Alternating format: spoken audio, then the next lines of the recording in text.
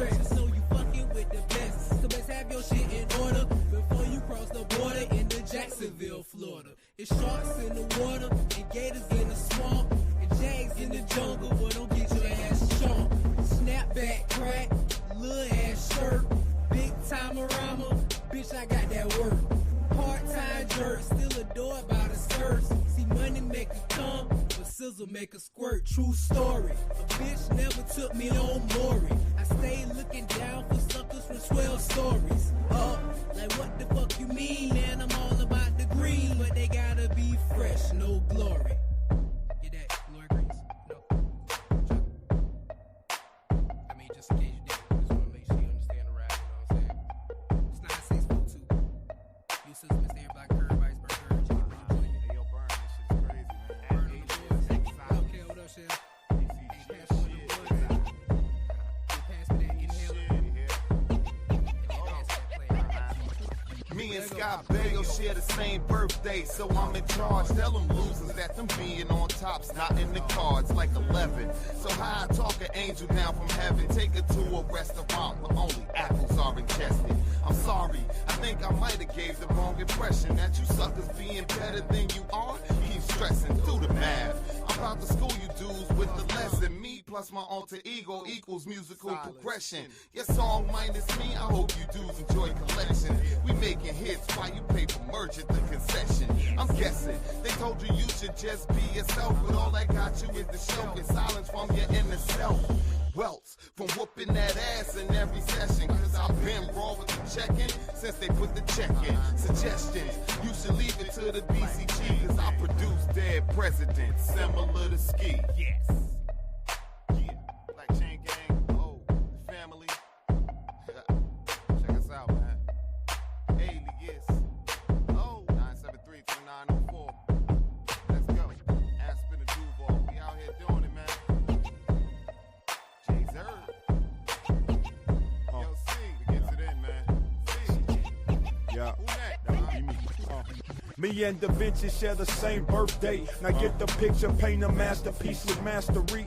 From a flicker, the pen, dripping ink, tattooing beats like they made of skin. Flow cool like Bassa Tracy. Me and Reagan got the same birthday. I'm so dope. Drop me in the middle of the hood, the competition lose hope. Chop me up, package me and move me round. And pretty soon I'll be known in every damn town. Me and Ali got the same birthday. I'm the GOAT, make these punchlines sting, metaphors float.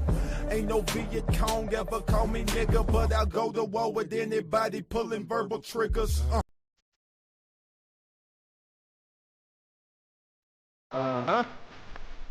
Black Chain Gang out here on the hustle mission, homie. BCG.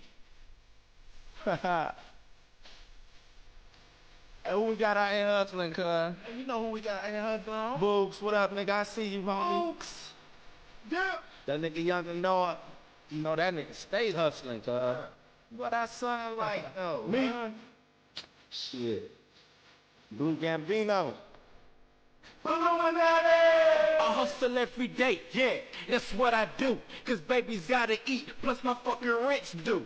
I go hard, boy, that's where the bees are late. A block beater, always on the move, up that's straight. See, I be bumbling, nigga be never fumbling. Motivated by the hunger that has my stomach rumbling. Woo, I guess you could say I'm hungry right now. Might just snatch me a hater up and try to fuck down. Never been on that flow shit, or been on that now shit. You can catch me in traffic, getting hair from a gouges. See bitches love hustling, plus I be borrowing like Spalding. All you niggas bosses behind these bitches, you crawling. See my pimpin' canaple, so when the pussy I crawling. If it's deeper than normal, up my nose and just fall in. Oh man, yeah, my grind is astounding. Chasing the cash to get riches while giving bitches a pound.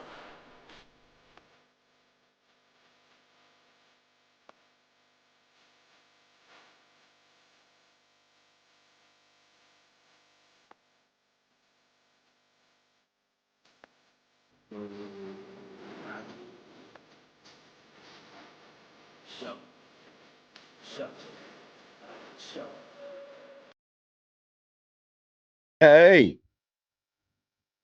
you good? I think so. Yeah, there we go. There we go, ladies and gents. There we go. There we go. What is good? What is good? What is good? Yeah, let's bring that energy in. Let's bring that energy in. Yeah, y'all come on in, man. Come on in, come on in, come on in. Let's get to it. Let's get to it. Mika G is in the house tonight, ladies and gentlemen. Can we get a round? What's my round? Where my round of applause at? Do I have my round of applause?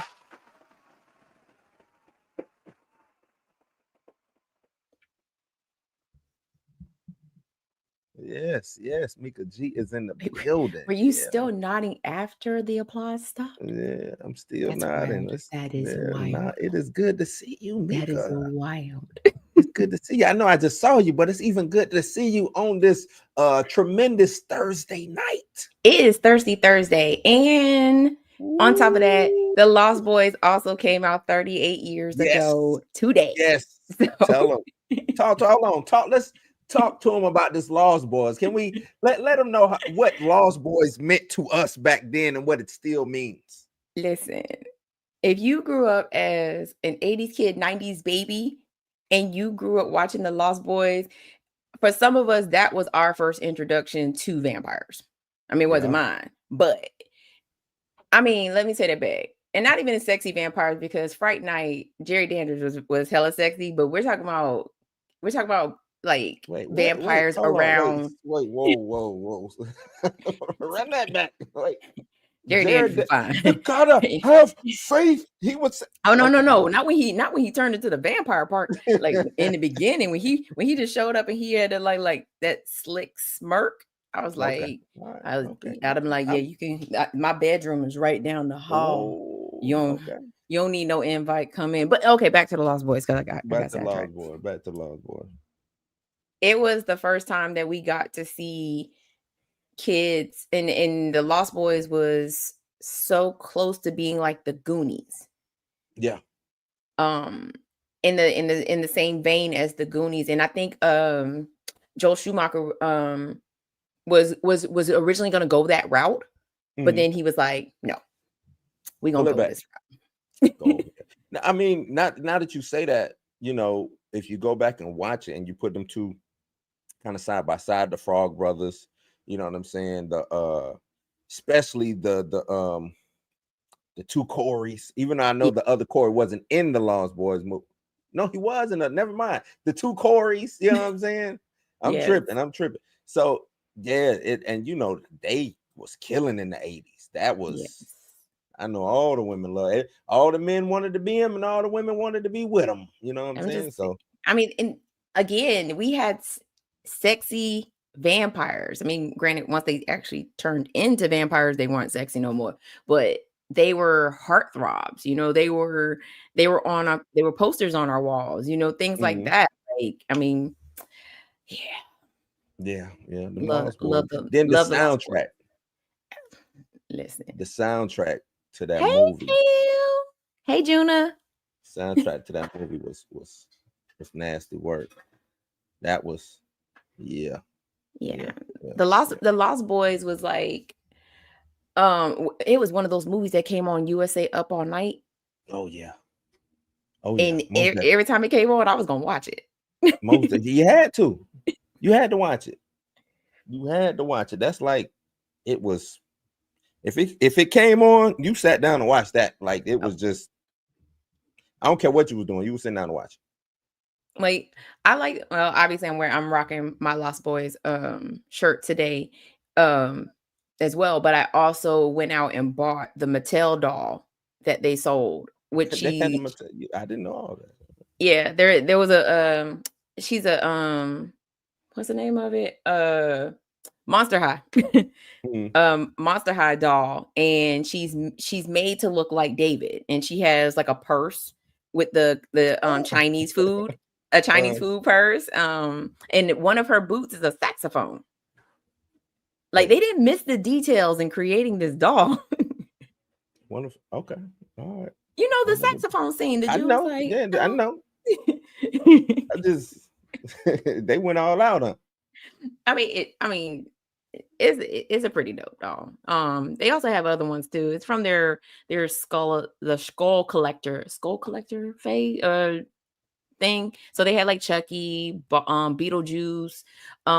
They were selling the Annabelle. They had Megan. Yeah.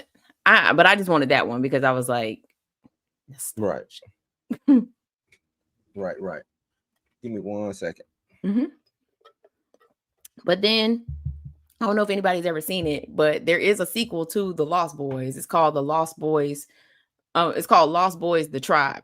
Now, me personally, I've never seen it because I've seen the reviews for it and it's bad. It's really bad. But all those laws talking about the 2 sequels that came out. I think there was only it was 2. I think it was only the one. Nah, it's been 2, Mika. Oh yeah, that's right. Lost Boys: The Thirst. Because the second one didn't have Corey Feldman in it. That they brought him back for that was the last movie he did before he passed. Yeah, The Thirst. Yep. I ain't seen neither one of them because they killed him off early. They had to. Yeah, they killed him off early. Yeah. So I haven't seen any of the sequels because I don't want to taint my childhood. I don't want to taint I mean childhood. I also don't want to taint the Lost Boys and be like, hey man, you know they followed you up with 2 badass sequels. Yeah, man. We got a good show tonight, man. Y'all give a round of applause for Mika, man. I'm really glad that she's showed up tonight. Because she is busy. She hit the ground running. Busy. Booked and busy, and she has hit the ground running, man. So yeah, let me introduce the show. So welcome to Blues House Live, man. This is your spot for breaking news at the crossroads of all things pop culture, sports, comic book, movies, pop culture, all of it, man. We're coming in. We're gonna get a little wild, a little zany tonight, man, because I'm trying to keep the energy up. You know what I'm saying? So we got Gilbert Arenas got arrested, Fed charged. They got him, y'all. They got him. Shannon Sharpe fired. Gremlins 3, maybe not. You know what I'm saying? Marvel's executives pointing the fingers at different people for who's to blame, why it failed. We're gonna get into all of that tonight, man. So yeah, let's get ready and let's hit the intro. Where we at? Just clap your hands, everybody clap your hands. 2, 3, in the back, clap your hands. Come on, in front, clap your hands.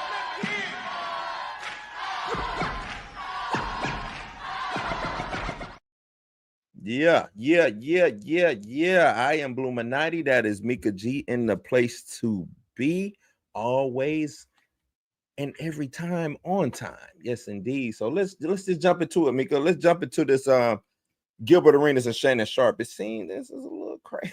Like they coming for these. They coming for us, man. Well, I understand why Shannon Sharpe got the can, right? Because of the allegations that came out against him from that young lady, you know. Right.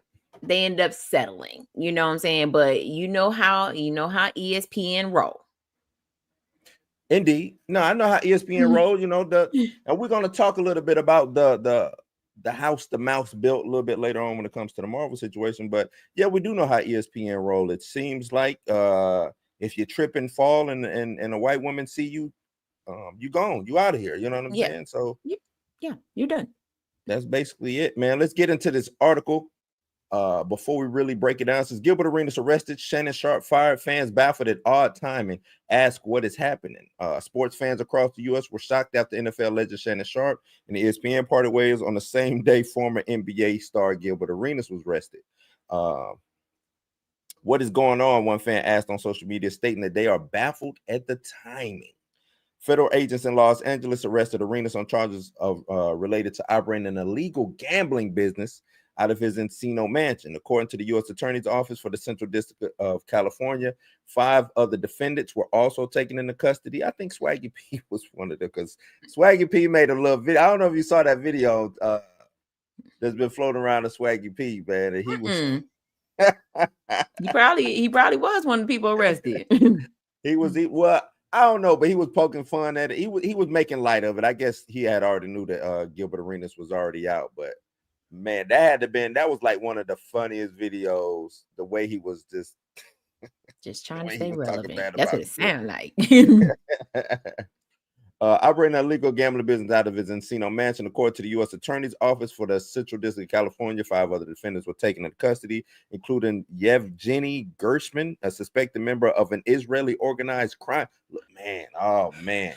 Man, that's the Rico right there. You're going to Man, jail. You're You're going gonna to watch jail. out, man. Gotta watch out. An Israeli organized crime group. Yeah. You're going to jail. That's the reason why they probably busted in there.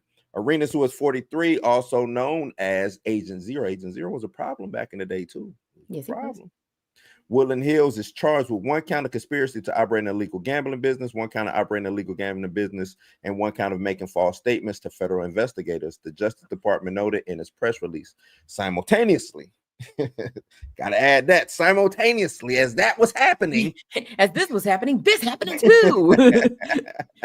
ESPN terminated Sharpe, a Pro Football Hall of Famer, amid ongoing fallout from a $50 million sexual assault lawsuit and prior not safe for work Instagram Live incident. The 57-year-old, they just threw that in. That had nothing to do with the other thing, but whatever. You know what I'm saying? Because he still had a job after that. Right. Just saying. The 57-year-old was last with the network in April when a former girlfriend accused Shannon Sharpe of sexual assault. The woman's attorney earlier this month announced the settlement. However, he did not reveal any specifics. The arrest of Arenas and the firing of Sharpe, both occurring within hours on Wednesday, has sparked widespread astonishment. Gilbert Arenas and Shannon Sharpe getting sprinkled in the spliff on the scene. You know what? Gilbert Arenas and Shannon Sharpe getting sprinkled in the spliff on the same day was not in my bingo card, one fan said on X. Shannon Sharpe and Gilbert Arenas got packed up in a day. What a spectacular day. Another one added. I wonder who is behind the downfall of Gilbert Arenas and Shannon Sharpe. Neither Sharpe has reacted to his reported filing, nor Arenas has spoken out since their arrest. Sharpe came out. Was that yesterday? No, I thought it was today. I thought it was today. No, it was last night because I watched it. It was live. I watched him, Ocho, and ISO Joe. I watched them on Nightcap. On Nightcap. Yeah, Nightcap. Yeah. And he he talked about it. He said he got the news earlier this week, but he just wanted them to wait until Sunday for the but no, did he say Sunday or today? Today is the game, right? Yeah, the game is on. Tonight is the game. So I'm guessing he wanted them to wait until tonight so his brother can get inducted into the Hall of Fame. And nothing overshadows. Yeah, it's gonna overshadow his brother being inducted, which is some baby back bull. Right. So what do we think on this, Mika? What's going on? What okay. Going on? First, I'm gonna need y'all to stop with this whole conspiracy thing and thinking that ESPN was just sitting around saying, you know what, Gilbert Arenas went to jail. Let's drop this Shannon Sharpe news. Gotta drop it all at once. It doesn't have it. Like, I'm pretty sure ESPN was already made the decision to get rid of Shannon Sharpe prior to Gilbert Arenas being arrested. It just so happened, coincidentally, that it just so I almost got into my Shannon Sharpe. Coincidentally, right. It just so happens that these two events occurred on the same day. But the crazy thing about people on Beyonce's internet is whether it happened today or tomorrow, they still would have been like, "Oh, they coming for the black man." Yeah. And it's not that, like, I'm pretty sure, the DA was like, "Hey, go get him right now. I got enough evidence. Let's go." And then ESPN was like, "Get his ass up out of here." Yeah, I'm not so much worried about. Well, I'm not gonna say I'm not worried about Agent Zero. I think he might have his hand full with that one, depending on how deep of a dive they want to do. I mean, you got the illegal gambling house running up out of your house. That could be a forfeiture of your house if convicted. I'm pretty sure because it's the feds who ran up in him. Ran up on him. I'm sorry, crime lord. Right, you got the not Iraqi, Israeli. Sorry, not Iraqi or Israeli. Israeli. crime lord, drug guy, whatever he is, you know what I'm saying, over there with you,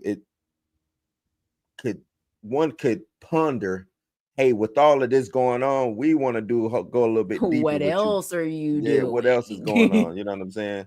So it's You one over of here those, laundering money too? right? Add that charge. Add the charge. It's one of those situations. The Shannon That's what I Sharpe said. It's about to turn situation, into a RICO. yeah, it could It could really turn into turn a into a RICO. RICO. Yeah. Especially if they was there. Well, if they was there, let's say that they came in to get the Israeli. Let's get it right. Let's get it right. Yevgeny Gershman, a suspected member of the Israeli organized crime mob. So this mafia guy, this Israeli mafia guy, if they were busting into Gilbert Arenas' door to really get that guy, yeah, this could be a long day. You know what I'm saying, for Gilbert Arenas when it comes to what the U.S. Attorney Office wants to charge him with. Really, you know what I'm saying. And if it But does, you know for a fact that Blue is going to cover it on Blue's yes, House Live. yes, I will be covering that, especially since I like Gil. You know what I'm saying? I like Gil. I like him too. Yeah, I like Gil. I don't want to see him go down for nothing like this. Not if he was just in there just playing spades. You know what I'm saying? Like, You know damn well they they went in there betting playing spades. That man I had a don't wanna whole see- illegal game casino. It's blackjack I don't over wanna- there over in the dining room. Look, Mika, I don't want to see him go down because it just got a heated Uno game going on or something like damn that. You know Uno what I'm game. saying? No damn Uno game. It's blackjack over in the dining room. The Russian roulette is the Ray's boom roulette boom table's room was over there in going the on. kitchen. Yeah. But Ray's boom boom room is down in the basement. Where I'm at, Ray? Tell me where I'm at. But yeah, no, I don't want to see him go down for nothing like this. This seems like, I don't want to call it petty, but it's in my house. If we want to gamble in my house, man, you know, come on, y'all. Let me. It's the Israeli crime boss that's the outlier, the standout situation. It's one thing if you're doing poker night. Like if you're having poker night with the boys, gamble on. But I guarantee if they're talking about this is he had a full on illegal casino in his house. It was more than just poker. With the drinks, walking around serving drinks and cashing in chips to get the money. Hey, if he had all that and going, Dolores is performing at 9 p.m. Then in the Sustack Road. Then he gonna have a long one. But my situation, I'm more looking at the Shannon Sharpe thing, because like you said, you know, Disney, they're quick, boom.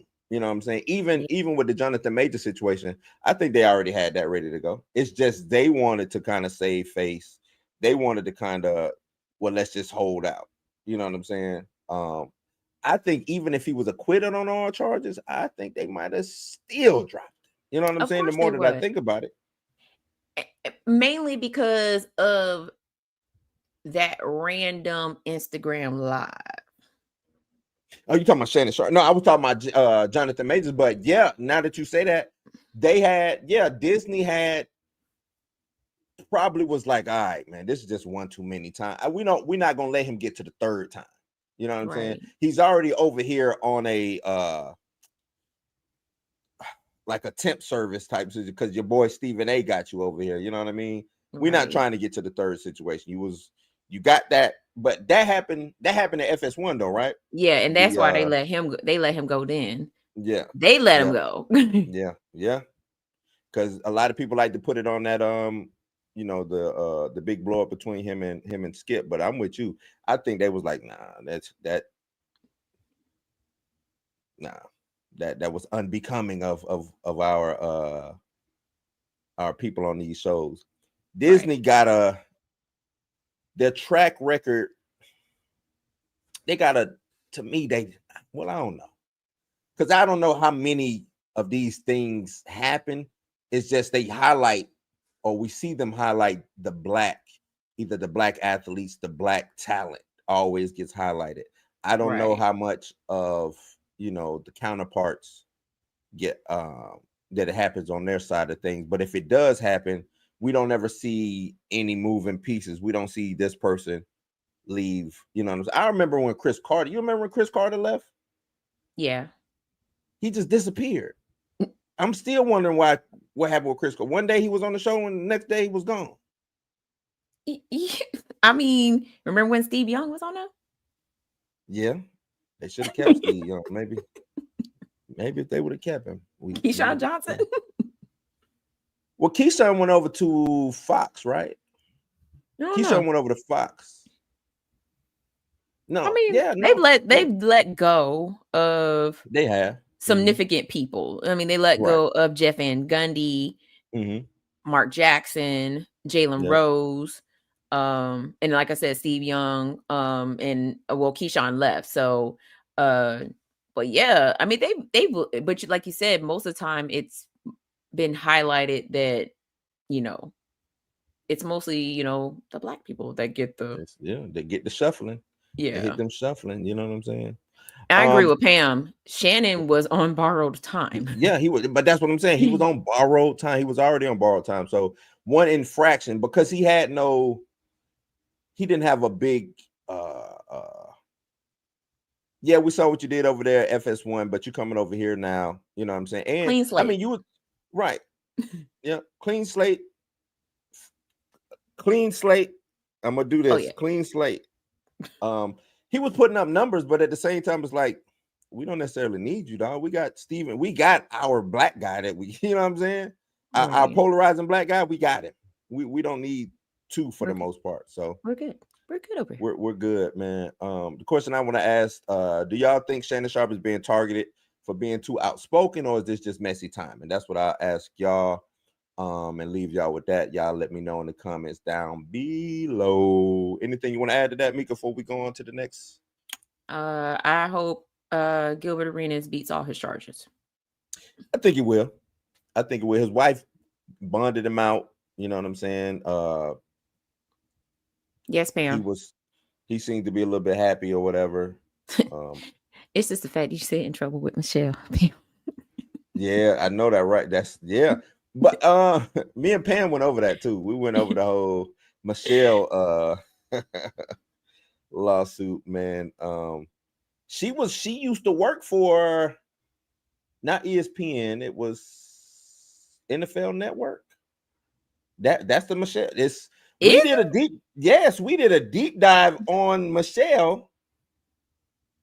We know who Michelle is, what Michelle did. Michelle got married. Look, it's crazy. It is wild. That whole thing is, I think that'll get kicked because I don't think she has precedent to sue him for what she's suing him for. But if this is the Michelle, because we think, me and Pam, I think we're on agreement, it's the Michelle that he was, Michelle. You know what I'm saying? I think we're in agreement with that. Back in the day, they worked together on at the NFL Network. I think she's a producer. She was a producer or something like that. Wow. They had a relationship. He quit talking to her. She got married. Shannon Sharpe knew the husband, right? Supposedly, she said the husband was knocking her upside the head. That's what she said. You know what I'm saying? Come to find out, she runs over the husband, damn near kills him. Shannon Sharpe, she goes to jail. She's calling. Yeah, I am Buck. Buck said you spilled tea. Keep pouring out. Oh, look, I'm over here like, go ahead. What else you got? Look, let me preface it with saying allegedly. Let me say allegedly. I was gonna say, yeah, let me throw that in there. Allegedly.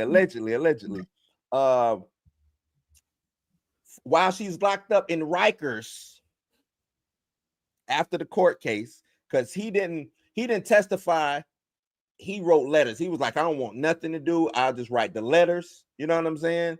And the letter spoke on how she was the one who was the violent one, as per the car running over situation that she is currently in jail. You know, that was she was currently in jail for. While she was locked up in Rikers, she was calling this man every hour on the hour, from what they reported. Like, she was just, I'm like, how you get this telephone time? But she was calling like damn near stalking. So I guess she got out, you know what I'm saying, and they rekindled whatever it was, you know what I mean? But I think either she found out about the one who sued her or sued him, and that's how it got cut off. And now that's why she's suing, because I think she's suing because the whole time she wanted Shannon, even while she was married, she wanted to be with Shannon Sharpe. Wow. So it's a lot good. Look, I think Listen. it's on Pam's channel. If you want to go to Pam's channel, me and her did a real deep dive on the whole Shannon Sharpe getting sued situation, and I think we found out who that Michelle is. Michelle. Oh. Child, bye. It's crazy, man. It's crazy. She is suing him for defamation because of the letters that he wrote in the court case.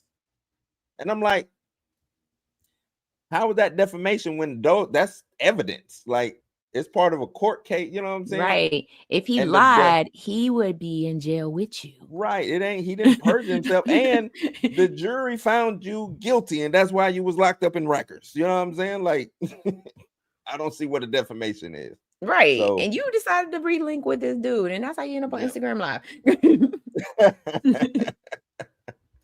Yeah, man. I mean, allegedly. Yeah. Allegedly. Like I said, allegedly. Let's get into this next topic, man. Gremlins 3. I'm sure we seem like we're on this 80s kick. Nostalgia is winning. Not winning. Nostalgia has won. Nostalgia has won. It's not the fact that it's win. Well, I ain't gonna say it's won. Let's not not put the cart before the horse. You don't want to say it won. I don't want to say it won because we'll walk it back. It's. I don't say winning, but I can't think of 2025's ass.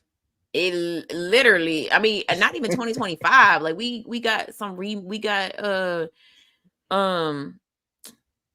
was it sequel? I mean, nostalgia in 2024. So like we did. Yeah. The 2020s. How about that? The 2020s. Yeah, the 2020s. But people do complain and said that there are no original movies, but then y'all won't go watch Sinners. I mean, whatever. But right. When it comes to nostalgia, like I think I want to, and maybe I might be wrong with this. I think Scream kicked this off. Like we gave y'all this requel, and it worked. And it worked. Mm-hmm. We got 2 more movies after we did the requel. Yeah, yeah. And they both worked. And y'all gonna get this last one, and we gonna give you Sidney Prescott for the last time. And I bet you it's gonna work. Yeah. But I honestly, unless they bring back Joe Dante, and shout out to him because we follow each other on Threads. If Joe Dante does Gremlins 3, we're gonna get that same lightning in the bottle. I'm glad you brought that up, Mika. According to Joe Dante, he says Gremlins 3 will only move forward if Steven Spielberg approves the script. While Warner Brothers is reportedly interested, Spielberg is the final gatekeeper, and no green light has yet been given. Let's get into this article because Mika out here predicting the future. Yeah. Add this. Come on now. Where we at? Swear to God. Nope, not doing that. What is going? Add to the stage. Damn it. There we go. This thing I'm telling you, man. StreamYard costs too much money. See with your whole chest. Too much money. Frankie, that's all my money. It costs too much money. Beloved 80s classic might be getting a new sequel, but one director has to approve the script. The last time we saw the grotesque Gremlins wreak havoc on the big screen was in 1990 sequel, Gremlins 2, the new, but damn. Yeah, I saw that in the movies. 1990 sequel. And Hogan was, let me tell you something, brother. Oh, yeah, that's right.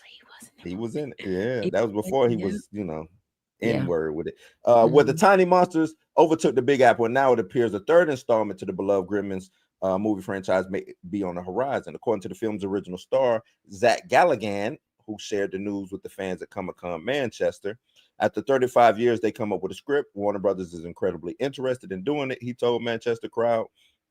However, Galligan revealed that they're waiting for a famous director to approve the script, the one and only Steven Spielberg, who worked on several 80s classics such as The Goonies, which we just talked about, E.T., The Extraterrestrial, and Indiana Jones and the Temple of Doom. That's just to name a few. What, you know what? All of those, well, they always talk about Goonies, doing another Goonies. Why haven't they touched on E.T.? Again, like when it comes to nostalgia, there's certain movies that you just don't touch. And I believe that the Goonies, E.T., if somebody even thought about redoing Jaws, everybody flip the whole table over. Like, like there's just certain movies that you just can't remake. And I think that if they even try to do a sequel to E.T., people will be like, we don't need it. He went home. We're good. He went home. We good. We good. Why is he back? But you don't think, well, I guess we still alive. That's the reason why we saying it. But I think this generation would love. Do you know how much money? If we can get, well, Mike ain't alive no more. I was gonna say we can get Mike and E.T. back. But here's the thing though. If you can still go to Universal Studios and go and get on the ET ride. It's not like you can't stream ET for your kids. True. You want to give your kids the ET experience. Go and rent ET or go and find it on streaming and go and have your kids watch ET. Do we need another ET movie? No, because it was like, and I don't even think Spielberg would even bless off on it. He'd be like, hell no, we done. ET is done. That was it. And you can't remake the Goonies because these kids nowadays they're not as creative. Well, I ain't gonna say they're not. I ain't gonna say all of them. No, they're creative. They are not outside kids. They would never go looking for a pirate for some lost treasure. That ain't exactly. Nah. They be like this. They be like, So how does that pertain to Roblox? Right. Okay. That doesn't that don't apply to me. No, that's how you get them. You make Goonies in Roblox and let them go find the lost treasure there. That's where they live at. They live in the Roblox world. That's what I'm saying. These kids don't go outside. The kids in the Goonies was riding bikes and looking for buried treasure. You try to redo the Goonies now, it wouldn't work. It just wouldn't work. I agree. Unless it was like a TikTok video that they found and it was like, hey, so-and-so made a TikTok video about this pirate treasure and we should go and find it. You think they'll go look if they did that? They probably would. That's probably the only way you can do a Goonies movie. You have to do it through social media. You have to do it through social media. I was watching a YouTube video and this guy said that there is buried treasure underneath at this beach and we should go. It's like right up the street from our house. And then they'll document it. Right. It's a Netflix movie that's in the vein of Goonies that came out, I want to say probably 2021, 2022. It's culturally Hawaiian. The premise of it, they're in Hawaii. They go look for they go into these caves up in the mountains and they looking for stuff. And it's really Goonie-ish, you know what I'm saying? And it has, I want to say it's got an actor in there from Goonies. I'm gonna find it for you and send it to you because right now it's escaping me, but it was pretty good. It was actually pretty good. Okay. I might check it out. Yeah, I'll send it to you. Why may they be waiting for Spielberg's approval? You might ask. Our guess is the legendary Hollywood director may be signed on to direct or produce the upcoming Gremlins sequel, but it is still too early to speculate. Joe Dante has notably directed both Gremlins films in addition to the animated HBO Max series. Did you watch that? I watched the first episode and then it was like Mogwai Goes to Compton or something like that. What it was no, Mogwai Go to Compton. It basically showed you where Gizmo came from. Like his culture, other Mogwais, they were really good on avoiding water, so they didn't multiply. And so they had like maps of where all the water sources was or something like that. It was crazy because half the island was water. They would yelp, "Hey, is water here? Nah, water's out. We can't go eat there, baby. Can't go eat there." That's crazy. So there's a good chance he might return to the director's chair for the next installment, but until then, we'll have to patiently wait for more updates to know for sure. The 61-year-old actor went on to say that the interest in creating Gremlins 3 can be attributed to the success of sequels like Beetlejuice, which serves as a continuation of the 1988 original Beetlejuice, starring Michael Keaton, Winona Ryder, and Catherine O'Hara. Though Beetlejuice, which is rumored to have a third film in works, why not? Did receive relatively positive reviews from critics and grossed $451.9 million worldwide. Warner Brothers did express a desire to reboot the Gremlins franchise earlier this year, so the desire to bring the hell-raising Gremlins and the adorable Gizmo back in a brand new way was evident from the start. Back in January, Deadline reported Warner Brothers Discovery is currently developing a sequel to Gremlins and the Goonies, and guess what? Christopher Columbus, who notably wrote the scripts for both film side on to work on another Gremlins installment, and judged by what Zach Galligan revealed at Comic-Con, script has already been completed. Now we just need to wait and see if Spielberg will give the script a green light. See, they're developing a Goonies sequel. I would be interested to see what that looks like. That's what they say. I don't think that's. I'm with you, Mika. I don't think that will ever happen. I just don't. Kids like that one that I saw on Netflix. The reason why I watched it is because I wanted to see how they were gonna make these kids go out and about to want to do stuff like that. You know what I'm saying? And somebody was sick, so the one girl thought that these mystical, go and find this mystical artifact that would help. You know what I'm saying? That would, you know what I'm saying? I'm like, okay, I see that motivation.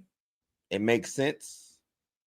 But to do that with the Goonies or on a constant level, I think will get kind of mundane. You know what I'm saying? Like, because what's the kid's motivation? You know what I'm saying? To go out and do that. We would just hear a rumor and go and do something like that. Go play in the woods or, you know what I'm saying? Mountains, caves, spelunking, diving, whatever was in your area and whatever the local rumor mill came up that day. Hey, I heard such and such. Want to go do it? Man, shit, I ain't gotta be home till the lights come on. So how far away is it? Oh, it's 40 miles away. Can we make it there on a bike? Sure can. You know what I'm saying? Like, long as we could think we can make it there on a bike and get back before the street lights come on, we was good. It didn't care if we went to a whole nother state, country, planet. If we got back before the street lights came on, your mom and daddy ask you, what you do? Nothing. We ain't do nothing today. That's the crazy part of it. I wish the kids really had that experience that we had, Mika, because we could have imagine, and I don't ever recall this happening. Imagine us going on like bank robberies and from state to state, you know what I'm saying? Or city to city, just kids robbing banks. Nobody would know, like, you know what I'm saying? As long as we made it home by the street lights, we was good. Like, we Gucci, we back home. We made it, y'all. What's the next one? Where we going? We going to Tulsa, Oklahoma, and we staying in from Florida. Hey, can we make it there? You think we can make it? we can make it on bikes. Yes, we can. You know what I'm saying? I literally have been in a whole nother city on a bike. On a bike. I was in a whole nother city. That little country town, Baldwin. Rode my bike from Jacksonville all the way out to Baldwin. Man, I'm trying to tell you. Parents had no clue. Yeah, Buck, no clue. Buck say parents had no clue where we was at. Didn't care. It's crazy. Didn't care till the lights came. Right as soon as that first light come on, my mama would be out yelling my name. You know what I'm saying? If I wasn't, or you tried to make it to the porch. You know what I'm saying? You get to stay out a little bit longer. You're on the porch. You know what I'm saying? But yeah. See, my mom didn't even care. Like, my mom didn't even care about the street lights as long as we were in the cul-de-sac. By the time it got dark, so she could walk out and see us. Yep. But if they could see us, we was good. Our parents never asked us how our day was. They never asked us what we did. Do you understand that we have been inside abandoned houses? We have look. Even though these mattresses was disgusting, and we know this as adults now, we up jumping around on old mattresses, doing flips Mhm. off of them. Like Flips. you come Yep. home with a broken bone, your mom be like, "What happened? I don't even know." Yep. Or you didn't tell them. Oh, not at all. I broke my You foot didn't tell and was them. dragging that mug for 6 months. Yep. Or you didn't tell them. Yep. It's 10 p.m. Do you know where your children are? I'm trying to tell you that. That's when the TV got to remind your parents to, hey, you got kids. You might want to go see where your children at. That's how you know the freedoms that we had, man. It was good times, and that's why I just don't think the Goonies could ever be replicated. Man, we were Ever, bicycle ever. mechanics. Let that chain break. Oh yeah, Man, hey, all we gotta do is yep, crazy. Got to. Yep, so they made that commercial for us. They did, man. man, we will be gone. And don't let it be summertime, because I'm finna be gone from the time the sun come up to the time the sun go down.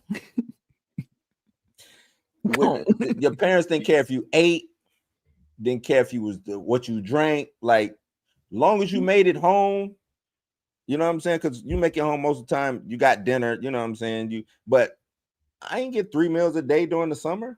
You know what I'm saying? Like, nope. Well, let me take that back, because we had that free lunch. You know what I'm saying? We go get that free lunch. We would always go to the corner store, and like first thing in the morning, we go to the corner store. We like pack up on snacks and candy. Oh yeah, you gotta go. And bring not one drop of water. No. Sodas, juice, mystic drinks. Clearly Canadians just well, now there was no reason to buy bottled water, because whatever house we be look around, hey, they got a water hose over there. Yep, we just run in the yard, turn. Well, you got to run it a little bit, because that water be hot. Woo, man, it's like 1 degree below boiling coming out of that damn water hose, man. I'm telling you. You know how on TikTok now they be like, oh, you want to take the skin off the catfish, just pour some water. That's the water coming out of the hose, man. That hose water used to be hot. You had to let it run for about a good 2 minutes before the cool water came running out. Let it run, I'm telling you. Yep. But what do you think about do you think they should do a Gremlins 3? Let's get back on track. We're having too much fun reminiscing. Yeah. Okay. Because, like somebody said in the chat, those toy sales will kill. Oh, I didn't even see that in the chat. Yeah, that would. Those toy sales are going to kill. Yeah. They will go crazy. I was just in Five Below, and they had little miniature Gremlin Funko Pops that you could buy. Yeah.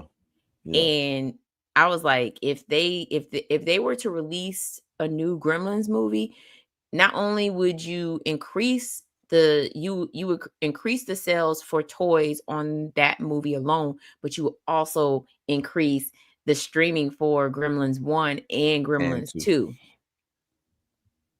Yeah. I agree with that.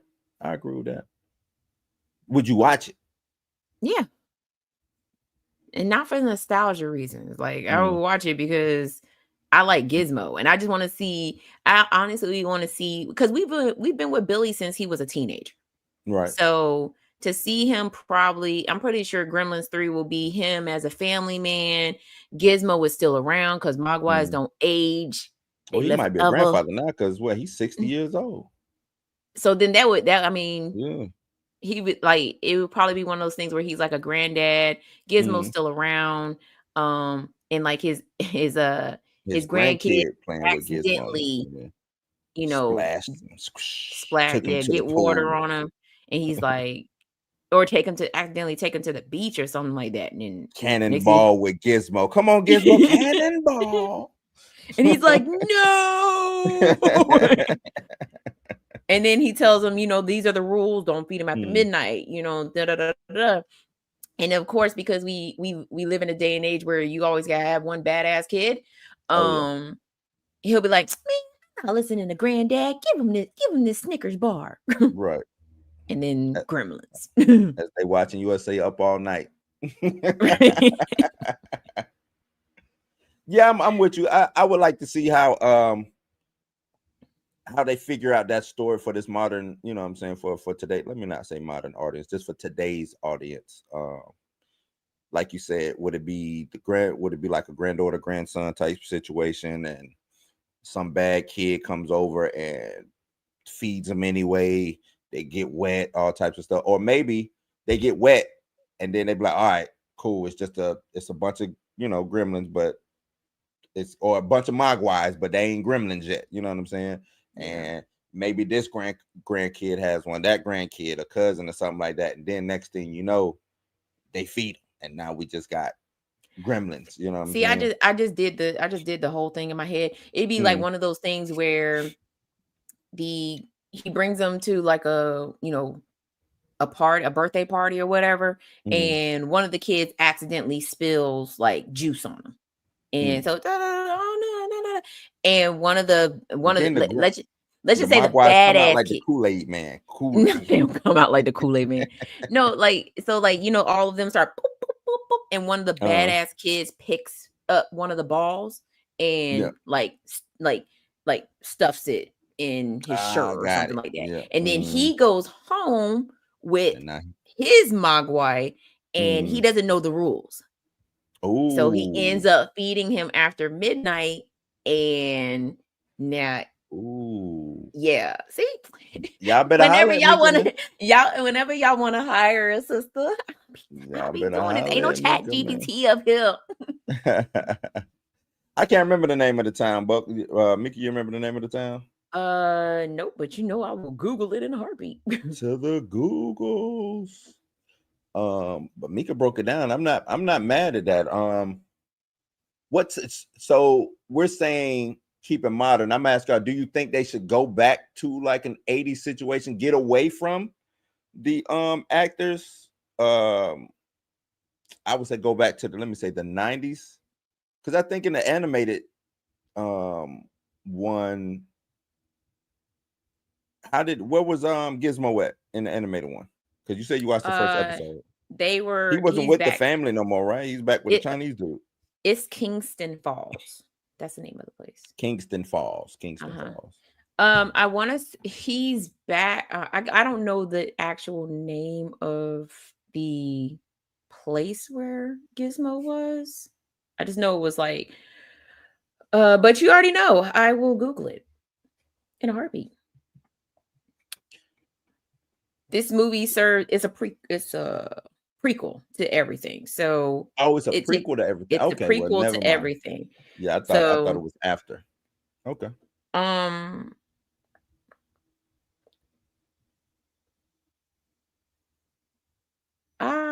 Okay, so I should have watched more than the first episode.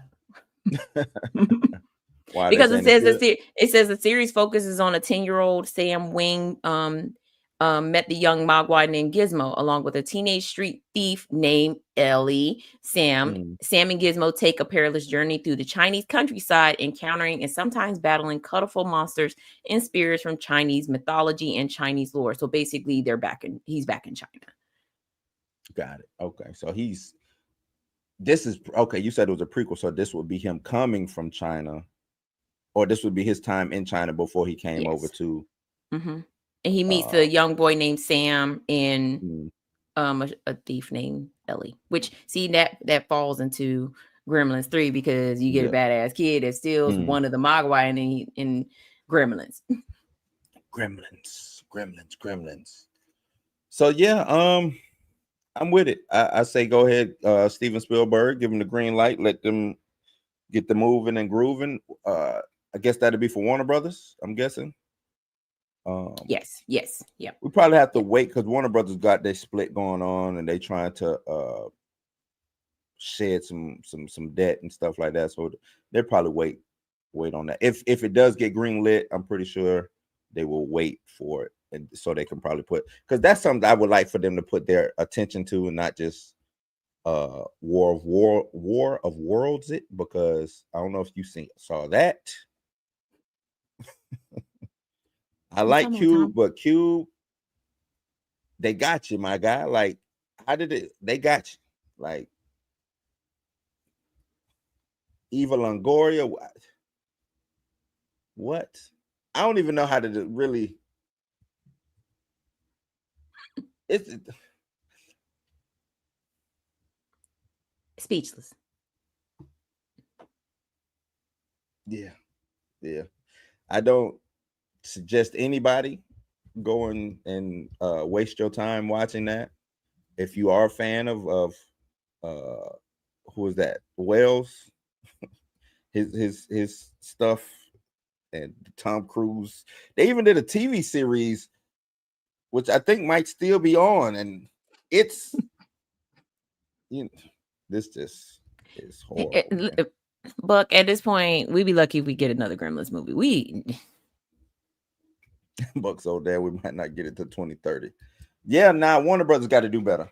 They got to do better. Hopefully, right now with them, the split is supposed to happen sometime in 2026. I want to say beginning of the year or maybe mid-year 2026. And I think they're just concentrating now on big IPs or IPs that they know that they can make money off of, so they can kind of catch up. So if they smart, they would go ahead and greenlight this Gremlins movie. Then you want to make your money. Yeah. You're going to make your money and then some. 1, nostalgia. 2, toys. Right. And Christmas right around the corner. It's right around the corner. You're right about that. Right about it. So y'all let us know, man, what y'all think about Gremlins 3. Do y'all want to see it? Is it a no for you, a no-go?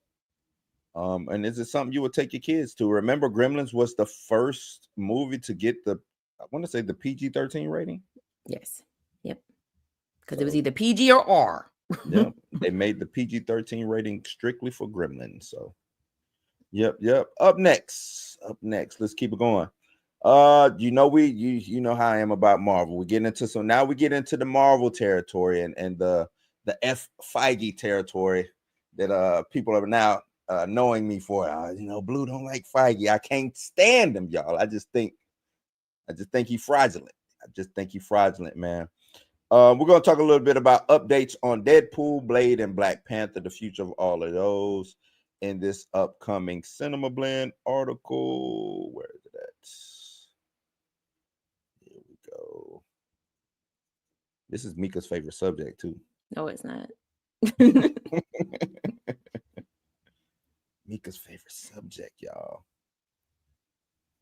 Not full screen. Why did this thing keep playing with me like this, man? There we go. This comes from Cinema Blend. Marvel report offers update on the future of Deadpool, Black Panther, and Blade. I'm not going to spend a lot on this. I just want to run through it real quick until we get into my F Feige moment that I have coming up. Marvel, like I said, Marvel reports offers update on the future of Deadpool, Black Panther, and Blade amid an industry-wide pullback. Are they working on new movies for these characters or not? If there's one thing the fans who would have enjoyed Marvel's movies in order have known for a long time, that the studio behind 2025 movies like Captain America, Brave New World, Thunderbolts with an asterisk, and recent hit Fantastic Four First Steps always has lots of creative irons in the fire. As such, there are several films that are announced as being in the planning stage years ago, which have been slow to take root. Now, though, we've gotten an update on the Blade reboot, Black Panther, and Deadpool as superhero franchises experience a pullback. My ass. What's been said about the current plans for Blade, Deadpool, and Black Panther is roughly 6 years ago during San Diego Comic-Con 2019. Can you believe that, Mika? That's wild. 2019. Y'all could have been did that damn movie. We done people done got COVID and recovered, and y'all still ain't came out with Blade. That's wild. That a Blade reboot starring Oscar winners. They should have put 2-time Oscar winner Mahershala Ali was announced with much fanfare. Numerous delays have hit the upcoming Marvel movie since, even with some potential good news about the story involving Wesley Snipes as well. And we still don't have any idea when these things will get to rolling. Meanwhile, Fantastic Four First Steps is doing well in theaters, and with major hits in the studio's review like Deadpool and Wolverine and Black Panther Wakanda Forever, many are wondering where things stand with the long-awaited reboot and new appearances for old faves like Deadpool and Black Panther. According to a report from Variety, fans should be prepared to wait even longer. You hear that, Mika? You gotta wait. Mika like, I don't give a damn. No, I got thoughts. I got thoughts. You got thoughts. Oh, I let do. me finish up. Let me finish. Mika like, okay, wow. As everyone who pays close attention to the world of superhero movies will likely realize, we are hardly in the pre-pandemic boom times that kept all of our excitement levels of 100. This means that things have changed across the board when it comes to spending mega bucks on every potential superhero blockbuster. Especially one of the biggest markets for these movies, China, has begun to turn its attention elsewhere, and businesses for these films is way down in that country. While we can look forward to Spider-Man Brand New Day and the 2026 movie schedule, as well as the upcoming Avengers Doomsday, with both currently filming, these two will be exceptions to the new rule of doing everything possible to keep the cost down, which includes not loading up cast with A-list talent who command major salaries. Because of that, the Ryan Reynolds starring Deadpool franchise, as well as the Ali-led Blade update, are still in a holding pattern for now. However, Ryan Coogler still riding high off of Sinners, his early 2025 horror hit starring Marvel favorite Michael B. Jordan. Things are percolating at a much higher level for a third Black Panther film, particularly with Denzel Washington rebelling against MCU secrecy and revealing he's going to be in the movie, which I don't even know if he is now. They might just be like, nah. Since you said what you said, nah, you ain't gonna be in this movie. Obviously, lots of folks will be disappointed by this update, but remember that some good news is better than none. What's your thoughts, Mika? Mika says she got thoughts. I want to hear them. Okay. So I was having a conversation with somebody about the whole Marvel cinematic universe, and granted, I am not. Let me just Mika say is this the first. biggest Marvel head you will find this side of the Mississippi. Don't let her fool you. No, Things that will never be said from me. I am not really versed on the MCU. However, I know one thing for sure, and that's because I enjoyed the whole Infinity Saga. Like, right. enjoyed every single movie. I think where Kevin Feige, Marvel, Disney, everybody in between, they got too greedy. Because if you go back through the Infinity Saga, we got Iron Man first, right? Yeah. There was 2 years in between the first Iron Man and the second Iron Man. And then we got Thor and Captain America in the same year. And then they followed every single year with a 2 movie. We got 2 movies every year until we crossed over until we got to Infinity Marvel. War and Captain Marvel and Captain Marvel, Endgame, and then Spider-Man No Way Home. Then we started getting 3. We got Ant-Man too in that process. Yeah, we got Ant-Man in there, Ant-Man and Wasp in there too as well. And actually 3 came, Guardians of the Galaxy, Spider-Man Homecoming, and Thor Ragnarok all came out in 2017. Okay. They got greedy. Yeah. But they also don't listen to their fans, and that's always a problem, you know. But what I was telling my friend was, because he was like, I don't understand why they released Fantastic Four. I said, well, you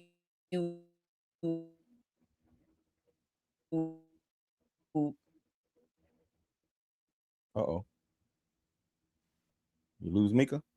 with the way what I've learned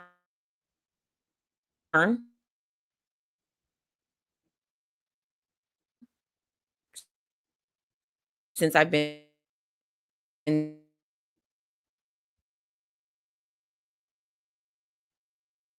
sitting on these. Am I back? Are you back? Am I back? Yeah, okay. There we go. Talk to us, Mika. Talk to us. Disney don't let Disney stop you. Don't let Disney get I'm here to protect.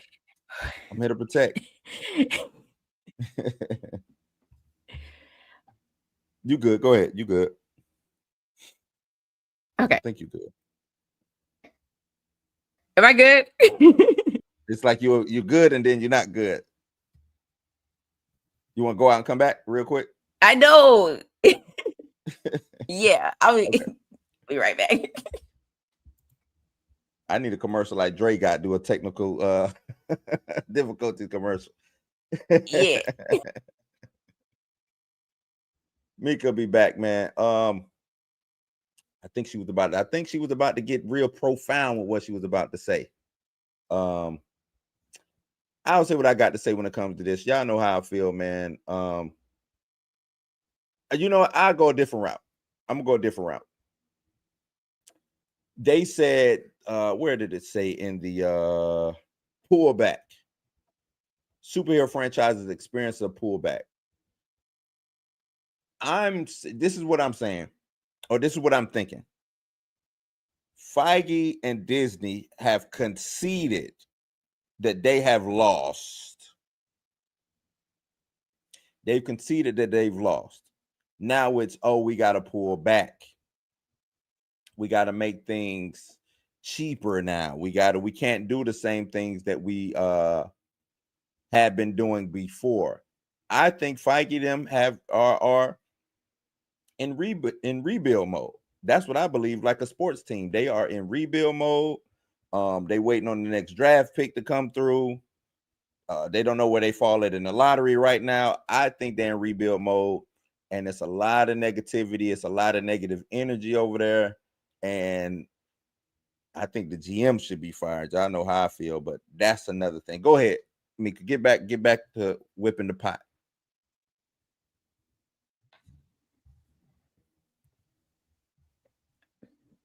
I want to get sniped. Nah, I got you. I ain't gonna let them snipe you. I got you. You good? No, I'm not. You had to talk with a friend. Come on. I want to hear this. I was. Okay. To me. Hopefully, but it's raining out here, so I want to say F my internet provider, but then they'll shut me off.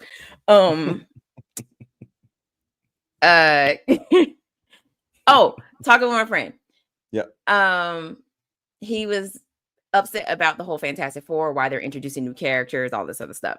And I told him, well, number one, the Fantastic Four is they have to introduce the new characters because they got rid of so many old characters, right? So he was just like, I just don't understand, and it'd be better, if they just didn't if they just kept giving me Avenger movies. And I was like, but why? He said, you could have Avenged me to death. And I was like, but that's not the whole point. I said, because then you piss off the comic book fans who want to see other characters introduced, because he didn't understand why the X-Men were being introduced. What? Who is this friend? Yeah. So I can go and talk. Let me go shake him. What are you talking about? Yeah, he was upset that the Infinity Saga came to an end. And I even of course, I've been sitting on all these panels.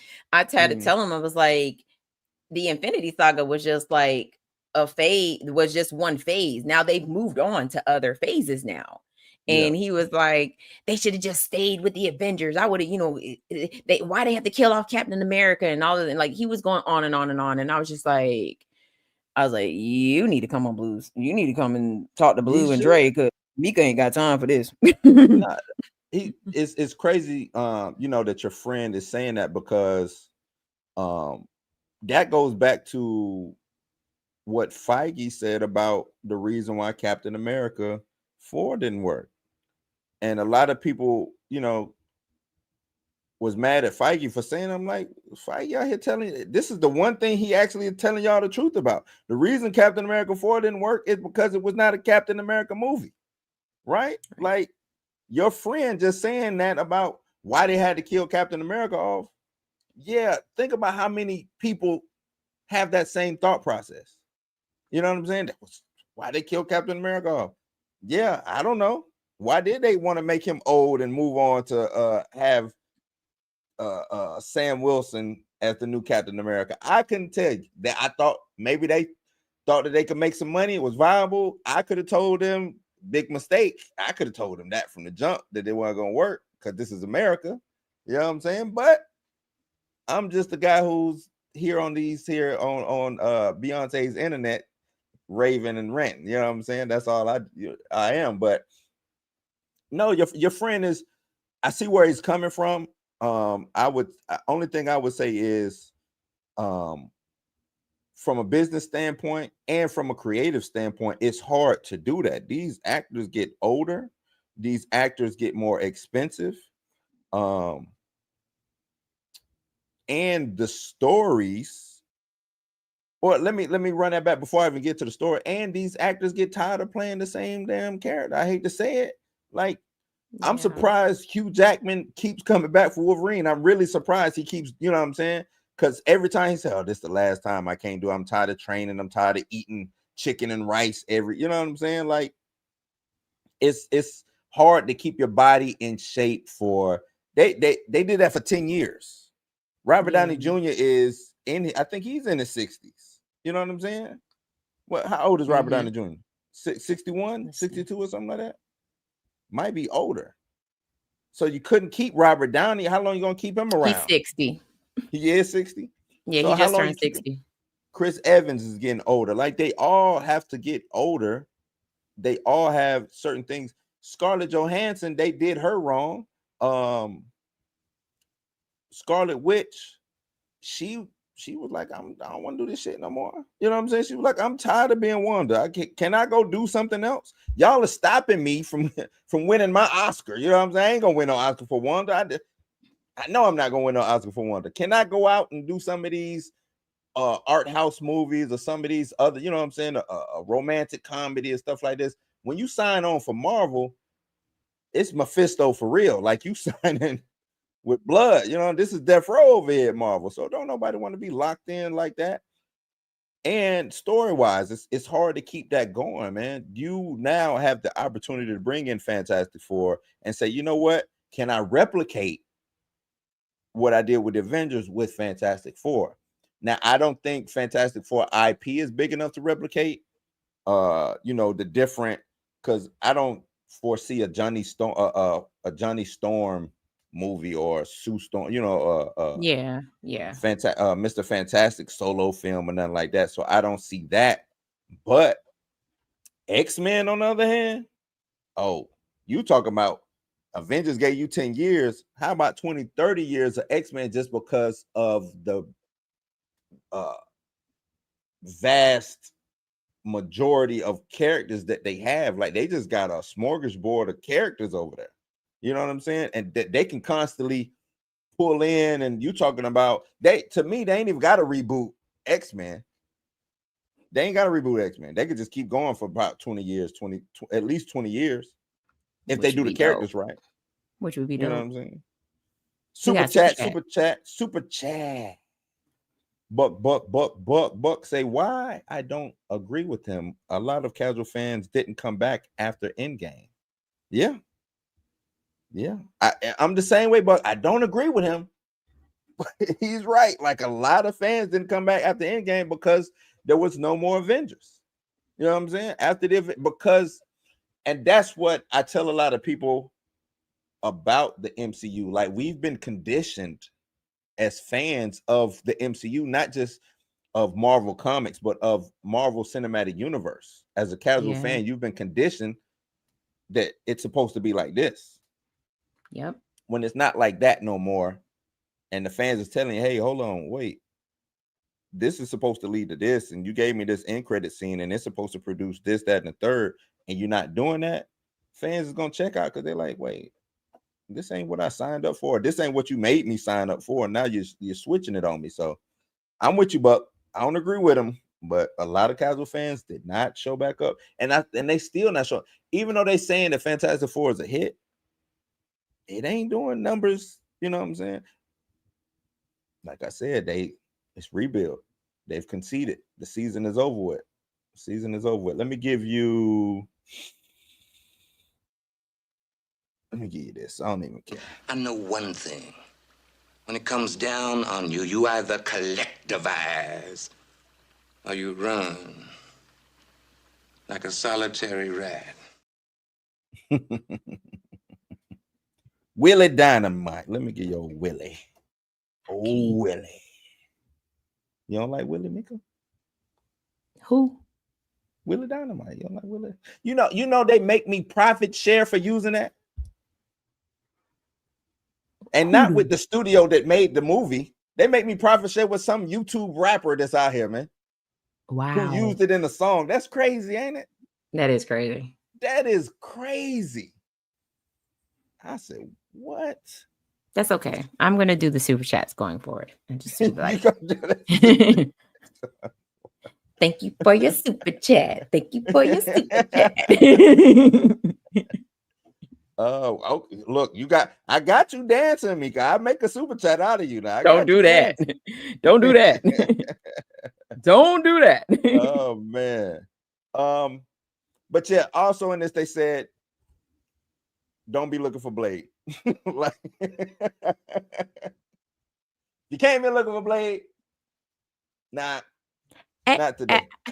At this point, the only movies that did well in Phase 5 was Guardians of the Galaxy Volume 3. Okay.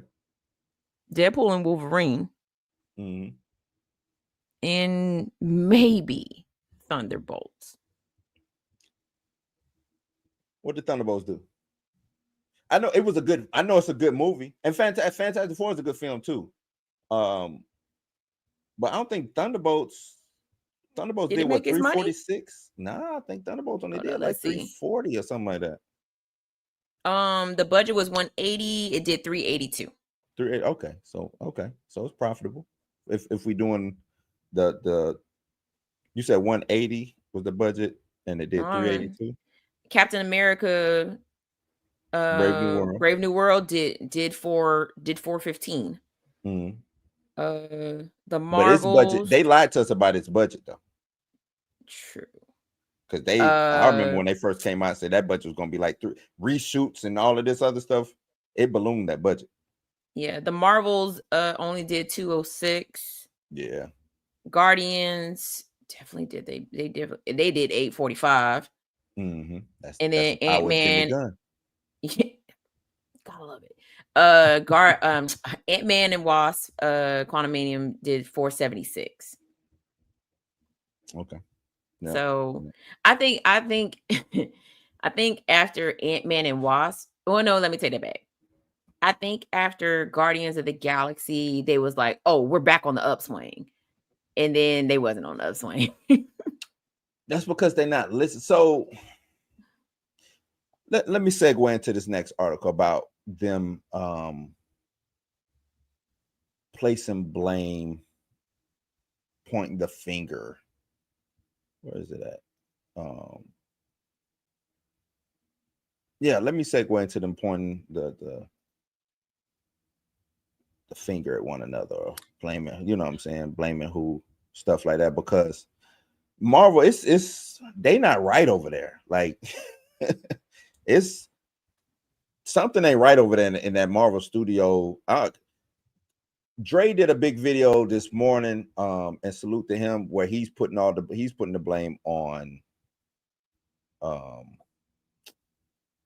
Disney, like overall, because Chapek came. We remember when Chapek came out and said, "Oh, we want more shows and things like that," and it's, you know, and I'm like, cool, but as an executive, I can give you just as much.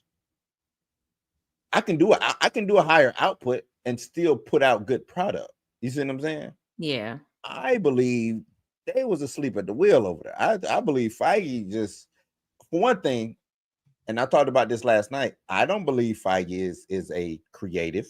I don't think he is into comics like a lot of people believe he is. I just think he's a suit who's over there at Marvel, who is, you know, who's done a good job for the most part, and making this what the highest selling studio of all time or something like that Mhm. with Marvel. And he got lucky. I believe he got lucky with all the talent that he's surrounding himself with. Josh Whedon, John Favreau, the Russo brothers, Ryan Coogler, who else? It's some other ones in there in between, but he had a group of people who cared about the product, Yeah. right? Came once they left because they probably got tired of his stuff. He started finding anybody off the you know what I'm saying, who just wanted to do a film. You want to do a film? Come on over here, man. You know what I'm saying? I saw your YouTube, I saw your little YouTube video. You know what I'm saying? Like, come on over here. You can do a film over here with Marvel. And I think that's what happened. He didn't evaluate the talent because I don't think he knows what is inside of these books. Right. So they just put, like, Secret Invasion lets me know you don't know what's going on in these books. You wouldn't even let that out if you knew what was going on in these books. Yeah. You know what I'm saying? It's certain stuff that it's like, why would you let this out? You know what I mean? So let's get into this real quick. Marvel exec reportedly blames Disney for MCU struggles. A Marvel executive has reportedly blamed Disney for the current direction of the MCU, supporting recent claims by Jimmy Gunn. Jimmy Gunn is at the he out here. I follow him on Threads. He out here messing it up, man. He gonna make sure that I'm finna hate in a good way. That's what he doing, man. I'll follow him on Threads. The Marvel Cinematic Universe fandom has become divided over the studio's output in recent years. While there are some universally acclaimed projects that have been released since Avengers Endgame, a majority of titles have faced backlash over lack of quality, rushed production schedule, and complaints that there's just too much content to keep up with. Now, it looks like some Marvel executives agree, including one executive that blames Disney specifically for the current problems the MCU has been facing. Many of these issues come to light after Marvel Studios began producing content for Disney Plus. Disney's streaming service was quickly attempted to compete with major platforms like Netflix, and at the time when it looked like streaming would potentially replace theaters and other traditional movie-going experiences, as such, many Marvel shows and specials were greenlit for the platform, something that former MCU director James Gunn has commented on recently. I'm going to stop right there before we get into what James Gunn had to say. Why in all of the whole this green earth would they think that streaming was going to be the end all be all? Can you answer me that? It's probably the pandemic because when we were all stuck in the house and we couldn't go anywhere, it almost seemed like the pandemic was going to kill the theater and movie going experience. But we quickly learned that nobody wanted to be in the damn house, and they wanted to get back to sitting in a theater with other people, no matter if coronavirus was floating around or not. True. But my thing is, because you absolutely right. You're absolutely right. The data was out there that said that before streaming even became like super popular. All of these, from a Paramount to a Peacock to a Disney Plus to hell, even Tubi. Streaming is not good for your product unless you know how to, because they're not in bed with it's like Spotify, Apple, you know what I'm saying? They're all in bed with the labels, right? So the labels, UMG, Sony, all of these big record labels, they don't have their own streaming service because it's stupid to have your own streaming service. It's dumb. Like, no. You see what I'm saying? They know that. So what I'll do is I'll just get in bed with you. You know, I'll buy into a Spotify. I'll buy into Apple Music. I'll buy into a Tidal or whatever you listening to your music on. But no, I don't want that as an overhead cost. Why would I want that as an overhead cost? You do that, I do this.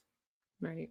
The movie studio said, well, we're just gonna do opposite of our audio studios, and we're gonna put all our money into streaming and get rid of where we make our money at.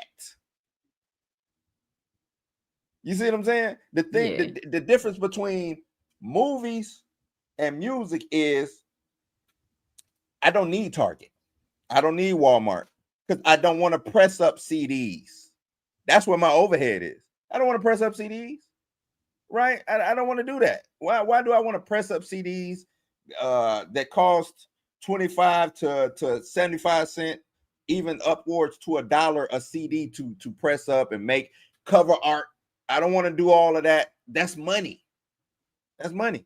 When I can just, here you go.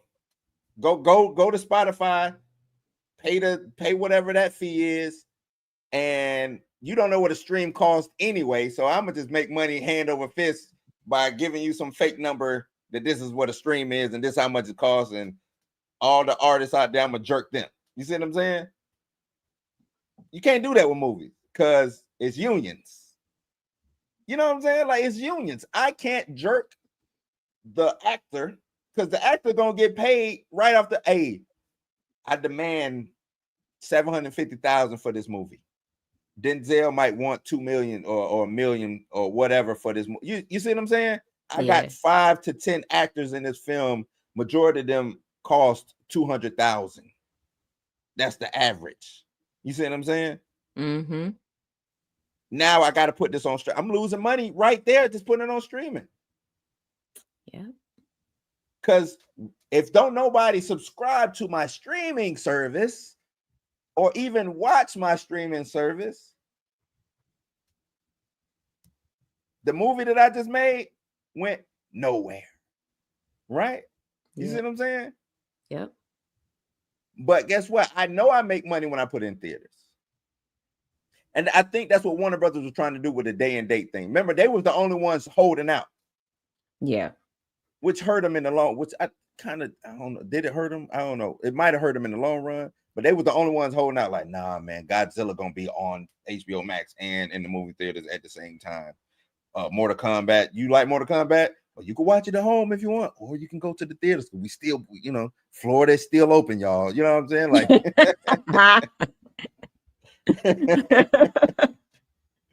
so it's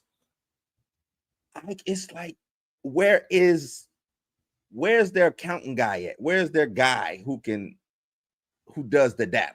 I want to see the analytics that made them say, oh no, we need a streaming service. Ooh, we need a streaming service.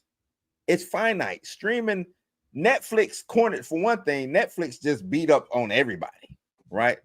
They just they were ahead of the game. Right. Not only that, they just know how to do it right. It's like, you know what I mean? Like, it's crazy because normally the first shall be last. Like, normally, if you're the first one to come up with said idea, you don't make it. It's always somebody who comes behind you who perfects it and does it better.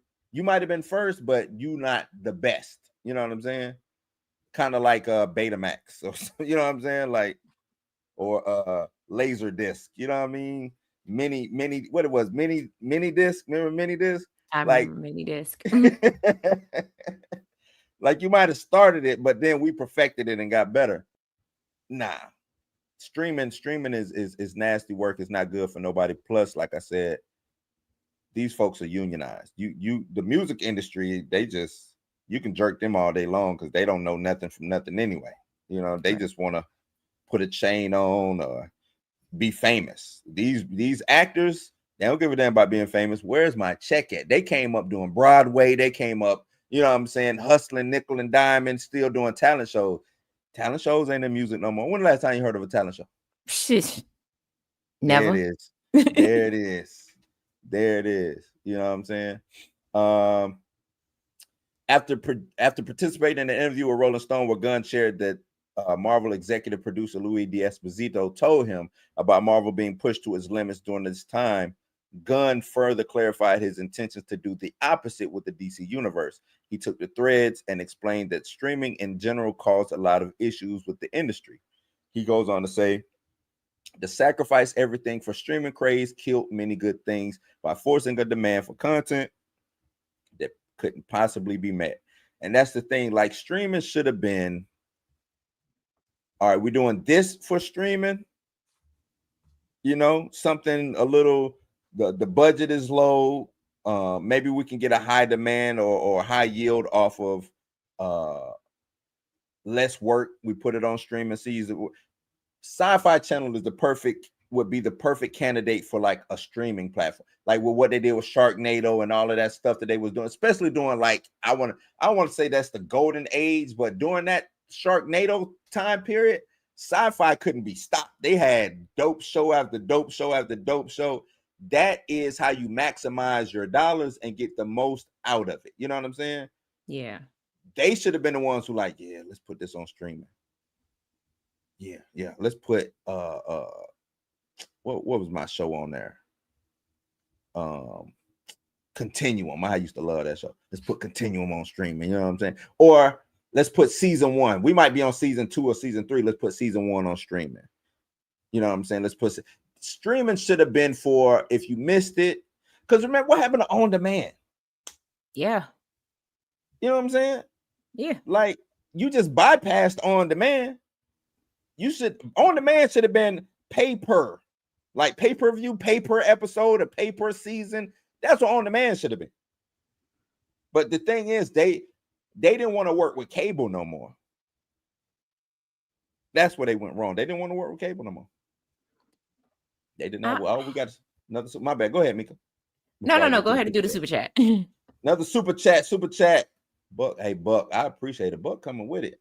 $4.99 super chat. Buck say the same way Feige doesn't know comics. In your words, Disney hired a CEO who was running the parks and resorts to run the whole company. Disney for okay. I'm not. Look, they both. I'm not saying that they both to blame because it's just I put it a little bit more on and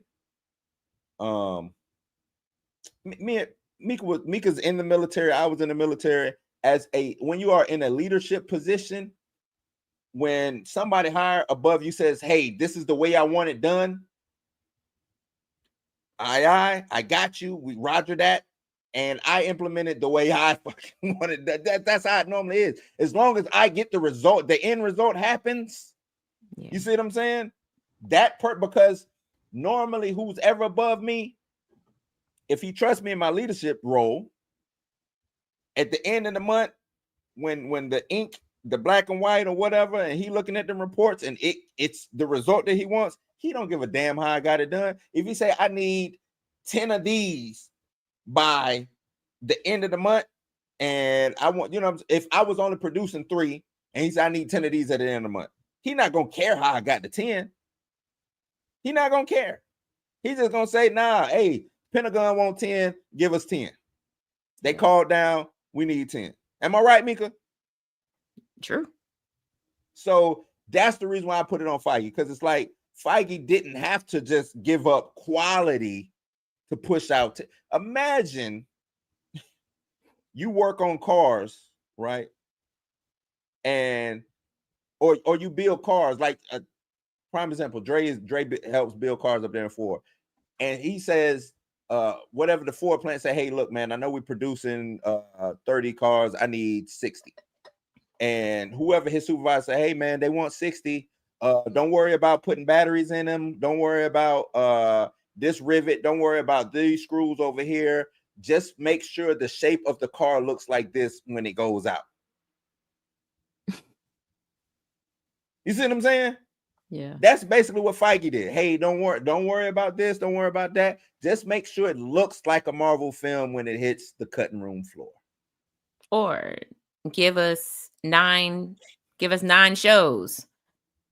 They have nothing to do with nothing. Right. Like, nah, man. That ain't. I can't just let it all go back to Disney. Disney wanted something. Feige was supposed to execute it. That's his job. His job is to execute what they want up top. Right. That's why I let it fall on Feige instead of Chapek. I know y'all said 8, but I can give you 3.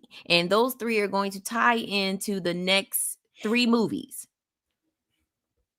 Right. Or he could have been like, you want 10 because you think it's gonna make you more money. You know what I'm saying? Is this a money issue or is this a content issue?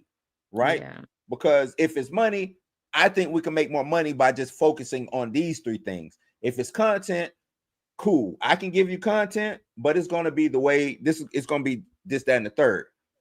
Feige, I don't know if he was a yes man. I don't know if he just didn't care. I don't know if whatever. You know what I'm saying? I still believe when somebody tells you to do something, you should execute it. If I have to hire more personnel, if I have to go out and get a better VFX team or add to the VFX team, that is my job to do so as the creative officer and the CEO of Marvel Studios. That's my job. You know what I'm saying? That's it. That's my job. Let me give you something. What I want to give you. I'm gonna give you my guy for marketing. Cheetah's out of control. I'm out of control. This whole damn party's out of control. Oh, Bob for marketing. What you know about Bob for marketing? Yeah, like it ain't girl watching Martin. Oh man. Just keep reading. Said it seems this sparked quite a few conversations on the matter. Cosmic Book went a step further to share that they overheard a heated discussion between a former Marvel executive and a prominent Hollywood VFX. A former Marvel executive. I wonder who she could be. I mean, I wonder who that could be. In addition to the aforementioned executives, it's worth knowing that the VFX artists have also been a topic regarding Marvel, with the rush production schedule said to be overwhelming for VFX artists. As such, it stands to reason they also wouldn't be happy with the recent mandates followed by Marvel Studios, and that does seem to be the case. The VFX thing to me is a big deal because it shouldn't even be an issue if you had your script ready to go, right? Not saying there won't be VFX blunders or VFX was going to be perfect, but if I'm an artist and I got the script, I now know what to make. You see what I'm saying? I now know what to produce as a VFX artist. But if I'm showing up and I'm like, hey, what I got to do for this? I don't know, because we're not ready yet. We ain't got there yet. We only got 16 pages of this script. You're going to have to wait till next week. And it's like, damn, dog. You know what I'm saying? Or now, when you want me to start producing, you're like, hey, man, no, I need this pronto. Can't do this. Hey, you know what I'm saying? It's like, if you have a script ready or you got something storyboard or something that I can at least start formulating, start rendering, so I can have a template up ready to go, you ain't got to worry about VFX like that. And I think that's anything, whether it's costuming, makeup, prosthetics, all of that. If I know what I need from the script or from the outline, I can make it. And it ain't a rush job. It ain't a hurry up and wait type of situation. But that's what they do over there. You know what I'm saying, Mika? Yeah. And you know about that hurry up and wait. Man, they hurry up and wait to get you in trouble every time. You know about that hurry up and wait. Like, you can't do that. These things are time sensitive. If you want to maximize the best out of it. VFX is time sensitive. You can't be like, all right, we done shooting, send it over to VFX. It's like, nah, bro. That's how you end up with MODOK. Right. That's how you end up with MODOK. No shade. No shade. All the shade. But that's right. That's how you end up with MODOK. That's how you end up with the floating head and Thor Love and Thunder. The little kid's head. I don't know if you saw that, Mika, but that's how you end up with just a lot of bad VFX. Because you don't have a script ready to go for these VFX artists to work off of. They showing up. They ain't even supposed to be on set. They showing up on set like trying to figure out what's going on. You know what I'm saying? The green screen. Oh, y'all just working on green screen? Yeah, but you can't get the footage until 3 months from now when we're ready to give you the footage. Because it's like, damn, dog, how am I supposed to even do my job?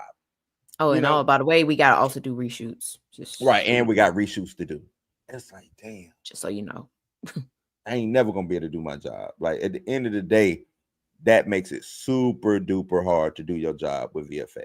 Super Once duper. again, everybody got money hungry because except for Guardians of the Galaxy Volume 3, they that one can do no wrong. But Thor: Love and Thunder could have been better. Ant-Man and Wasp could have been better, but y'all wanted to rush this. Y'all wanted to get this stuff out. Y'all just wanted to constantly push. And oh, by the way, you're also giving us these crappy behind Disney Plus shows that don't got nothing to do with nothing. Right, just bad. You know what I'm saying? They started off pretty decent with the Disney Plus shows, and then just went the opposite direction. I think Ironheart kind of redeemed them in that, you know, a little bit, but they not shooting the best from the field. You know what I'm saying? When it comes to Disney Plus shows. And Stamina, I understand that. Like, I'm not big on Cosmic Book neither, but that was, you know, the discussion between Victoria Alonso and the VFX artist. That's a known thing. I just didn't want to say her name because they just said a Marvel executive. I kind of figured it was Victoria Alonso because that was her department. Her department was VFX, so I can see it being that. Let's see. The two were in full agreement. Cosmic Book continues. The blame for MCU's current problems lies squarely with Disney, not the executives or execs that were already at Marvel. So they trying to put it squarely on Disney in this article. Interestingly, while there weren't many specific details revealed from the conversation, they're both said to have been pretty livid about Disney ruining the MCU, and the takeaway was clear. They backed James Gunn's recent comments that Disney corporate is to blame for the issues with the MCU. And I think both can be true. Both can be true because they did want the quality because of the pivot to streaming. So that is 1000% true. Hey, we're going streaming. Can you get us can you knock these out? I need 10 Disney Plus shows, 10 from Star Wars. I need 10 from Marvel. I need 10 from Luke. You know, over here, over there. Like, so I can see that. I could totally see that. The crazy thing is when standing up Disney Plus, when it first came out, they should have just relied on old IP, which they kind of did. It was old IP, and it was The Mandalorian, I think, was the only thing that was, you know, keeping them afloat that had came out, because they haven't even dropped the Marvel stuff yet. The first original show I want to say was the Mandalorian.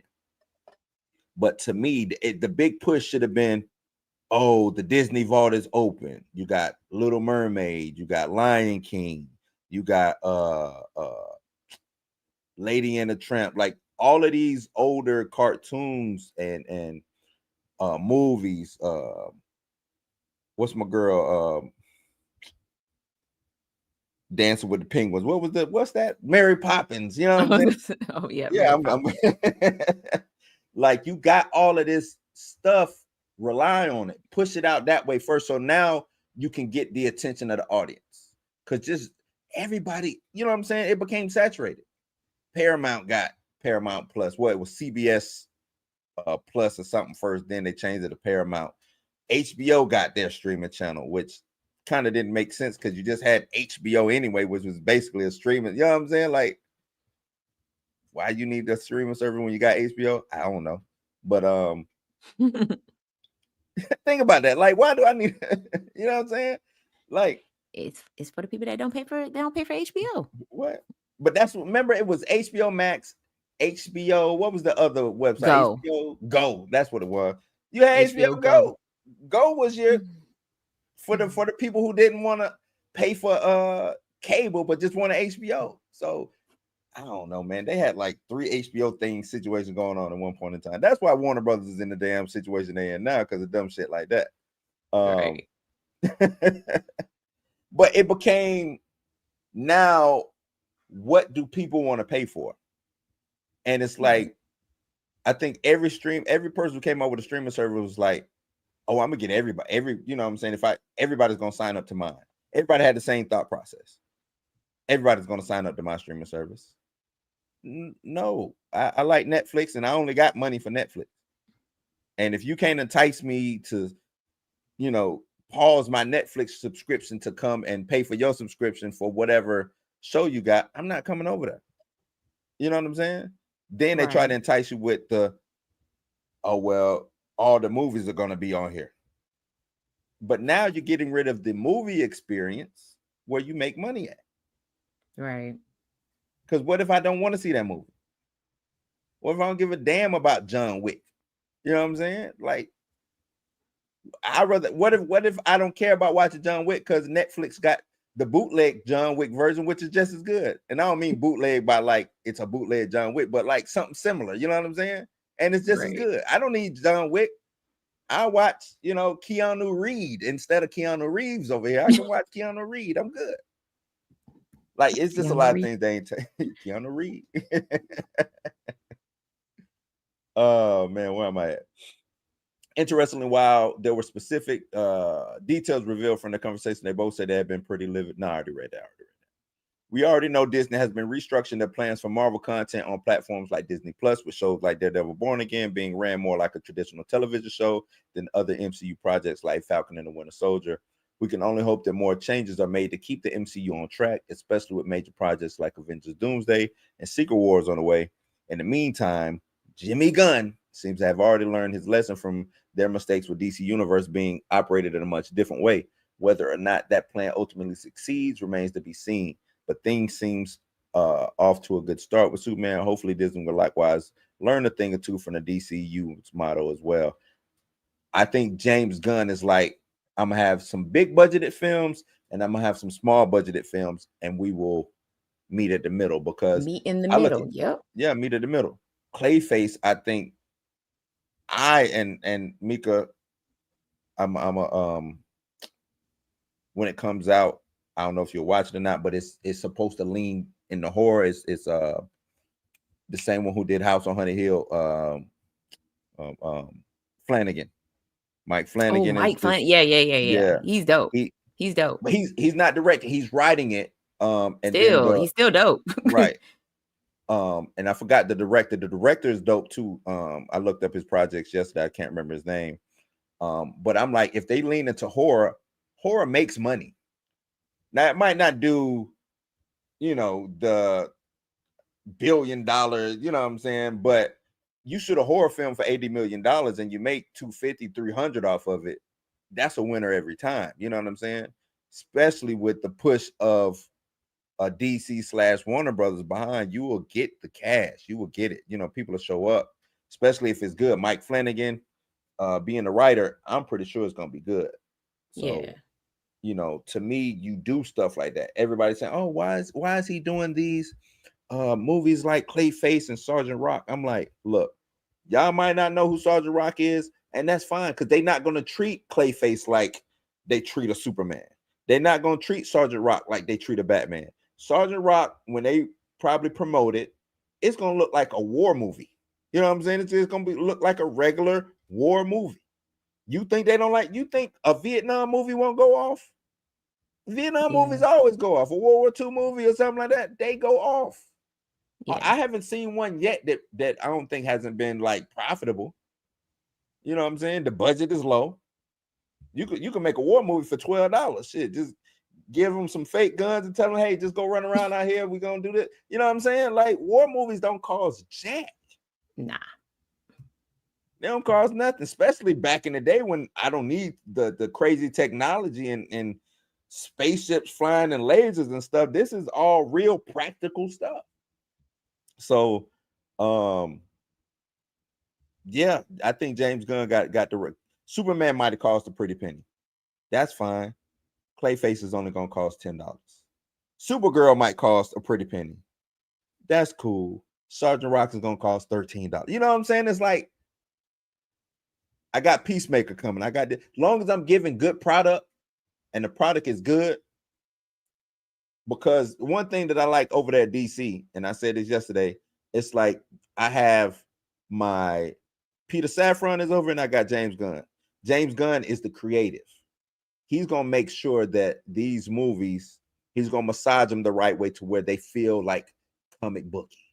So if you're a Yeah. fan of the comic book, you're gonna show up for this because you're a fan of the comic book, not because it's just some crazy spectacle movie of a movie. You know what I'm saying? And all of that. It's because you're a fan of the comic. And I think Marvel got away from that. It's like, nah, we Marvel, and you just gonna show up because we Marvel.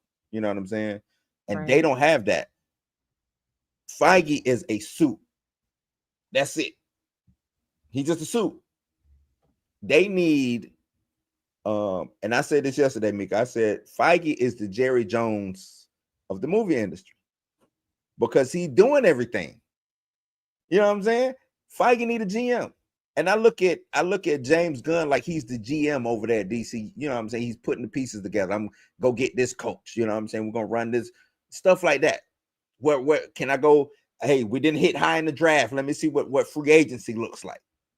I don't think Feige even know how to look at the draft or see who was on the table to be traded or pickups I can get for the cheap. I don't know if he know how to do that. And he need a guy over there that can do that and to have all of that on the table. Until he get that, I don't think they're gonna be able to really right the ship. You know what I'm saying? And normally when you don't have that, what normally happens? That person get fired. You know what I'm saying? Like if this was sports, Feige probably been fired last year. And I know people, he got all these rings. I know. Say, like you said, unless he's Jerry Jones, and he ain't going nowhere. Right. But Jerry Jones is also the owner, though. That's the difference. But some people using my sports analogy, people will say, well, he earned them all these rings. He's a champion. And I'm like, yeah, I know. But we work in an industry of a what have you done for me lately industry. And right now, what have you done for me lately? You know what I'm saying? Tom Thibodeau took him all the way to the damn Eastern Conference Championship. What happened? Hey, you got to go, big dog. Hey, you ain't win it all. You got to get right. You got to go, big dog. You got to go. Like you gonna stop embarrassing us. And I know it's different in movies in Hollywood, but normally that's what happens in the industry like that. So yeah, man. I don't know. You got any comments on them finger pointing, placing blames, who did what, whose fault it is? We knew this was coming, so I'm not even shocked that everybody's finger pointing at who dropped the ball on this. Just be real, y'all got money hungry, and you chose quantity over quality. Mm-hmm. Period. Yeah, period is from what you hear us talk, because like you said, you normally just sit back and just let me and Dre go at it. From what do you believe that Disney is just too involved in the creative process with anything, whether it's Marvel, Lucasfilms, Disney Animated, Pixar? Do you think the high up Disney execs are really sticking their hands and their fingers into those places where they shouldn't Honestly, be at? yes. I think again, like I said before, with the way the MCU took off, mm-hmm. and in the first let's say Infinity Saga, the way the MCU took off, Disney was like, oh, we finna hit it out of the ballpark. You know what I'm saying? Give us this. Oh yeah, we know that nobody cares about Echo. Just give us that. Just go find some random, Marvel characters and just give us some shows. People will watch it because they're comic book fans. They don't care. And not realizing that number one, Kevin Feige doesn't know the source material, and two, you pretty much wore out all the previous writers, directors, producers for all these other previous Marvel movies, and now you've just hired, like you said, like you just hired anybody, and they don't even know the source material. Come on in off the street. Come on. Right. They could have hired me, and I'd have been like, hey, so what we're gonna do is we're gonna have Spider-Man swinging in, and he gonna say, you know what I'm saying? Like that would be like hiring me to come and do a comic book movie, and I don't know nothing about it. And I'm a backtrack just a little bit. I don't want to say that they just hired anybody, because they got some talented people. It's just they shouldn't have You're been wrong. doing Marvel comic book film. Like Chloe Zhao with Eternals, beautiful film, not the worst of the worst, but totally just kind of left turn, you know what I'm saying, when it comes to Marvel movies. That should have never happened. That should have Right. never. I know she was fresh off her Oscar win. Oh, we got Oscar winning Chloe Zhao for what's the name of that damn movie? Caravan or something. What was it called? Caravan? I don't know. But she's fresh off of Oscar. We got her. She's doing, it was like they were more doing it for clickbait and articles than actual making a good movie that the fans is gonna like. Eternal should have been $1 billion movie. Facts. Should have been $1 billion movie. This was at the height of Marvel. This was Marvel's, or I don't want to say height, but they were coming down, or slowly coming down. It's $1 billion. I'm gonna stick with that. It should have been $1 billion movie. Should have been $1 billion. You know what I'm saying? That's what it should have been. So. This doesn't surprise me that people are finger pointing and saying, "Oh," but to the point, Disney needs to back off. Let Marvel do what they do. You know what I'm saying? Stop with these random ass Disney Plus shows.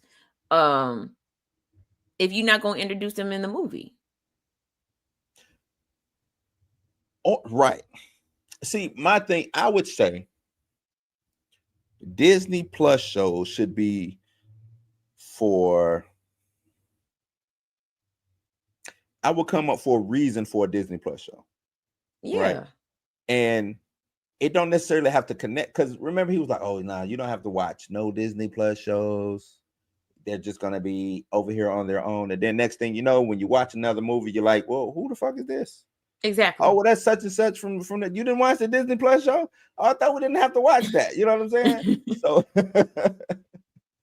I mean, but if they are going to do that, just create a Disney Plus show that is not connected to the overall, cinematic universe. Right. It could be in the world, but it's not connected. Yeah, like it can be a part like that. I don't know. I mean, I liked it, but but what's the show with Jeremy Renner in it? Hawkeye. I like Hawkeye. I enjoyed Hawkeye. So, but I get it. Them got but yeah, if they created a show that was within the universe, like it didn't have to connect to the movies. We just know that this person exists in the same universe as whatever. It would work.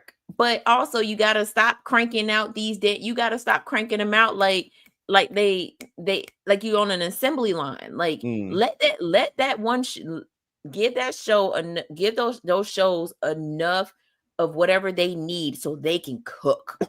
Right. So people want to go back and rewatch those shows. You know what I'm saying? I mean, I'll probably go back and rewatch Hawkeye just because I like Hawkeye. I would say make Disney Plus shows Disney Plus shows. Like if I'm doing Marvel Disney Plus shows, I have my own set of not the Avengers, but my own Avengers like team for Disney Plus shows. Everything is happening in the Disney Plus side of the MCU. Yes. Right. Now they can reference things that's going on in the bigger MCU, kind of like, I don't know if you remember back in the ABC had Agents of S.H.I.E.L.D., right? Yeah. Yep. They referenced some of the things that happened in the MCU, but this was them operating in their own thing. It had nothing to do. They could talk about Captain America, they could talk about Hulk, Hawkeye, and all this stuff, but what they did is what they did, and it was here. They was the A team of that. That's what they did. You know what I'm saying? And it didn't bleed over into the MCU. Now, some people's a little bit like, damn, why this ain't bleed over? But it didn't need to bleed over. It worked well on its own merit. You know what I'm saying?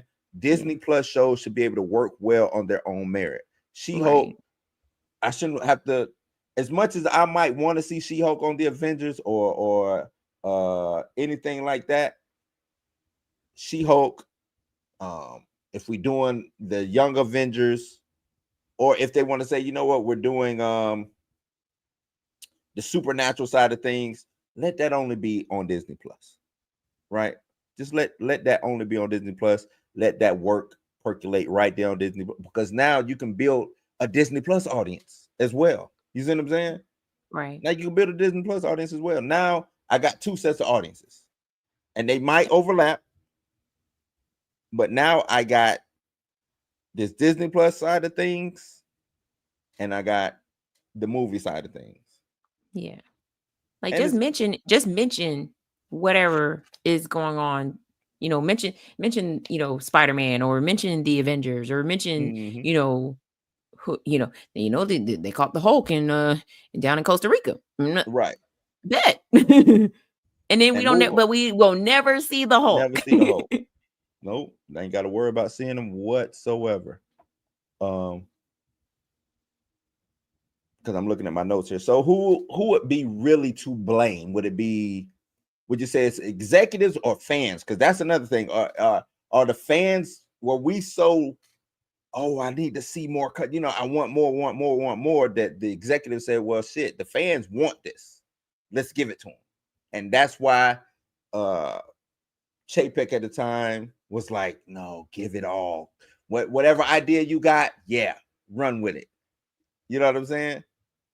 Quality control, you ain't got to show up for the next 2 years. The check is in the mail. Like, you know what I'm saying? That's Don't worry wild. about Even if the fans wanted what they want, right? It's still on the executives to make that decision on when and how to pull the trigger. Yeah. Okay. And because they was like, oh, we have to meet the demands of the fans. Yeah, but also the demands of the fans is they want quality over quantity. Yeah. Quality over quantity. And quality is not hard to do. And they should have known that they was going to age out. Like Robert Downey was 40 when you hired him. You know what I'm saying? Like, of course, Chris Evans, you made him all the Chris's you made into somebody. Of course, they're going to want to go and do other things. Right, do other things. You turned them into stars. Now they want to go see how far they start and reach. You know what I'm saying? And I think Ryan Reynolds is just happy to be here. Yeah, but he lucked up, right? Coming in from Fox. That's the thing. And that's why I don't say that Wolverine the Deadpool movie is an MCU movie, because he could have did that without, you know what I'm saying, Kevin Feige in the MCU brand. Because that's like his vehicle. That's his thing. He just wanted to park his car in their garage, so to speak. You know what I'm saying? He didn't have to park it there. He could have just left it out. And I think it still would have made $1 billion without the backing of the MCU. Man, that movie could have been a standalone by itself. By itself. He didn't have to go and make it an MCU movie. That movie was gonna do numbers. Especially I done got Hugh Jackman back. And you know what I'm saying? Made him put the claws back. Come on, man. And we're rocking the yellow and blue suit. Come on. And I convinced Wesley Snipes to be in this movie. Come on.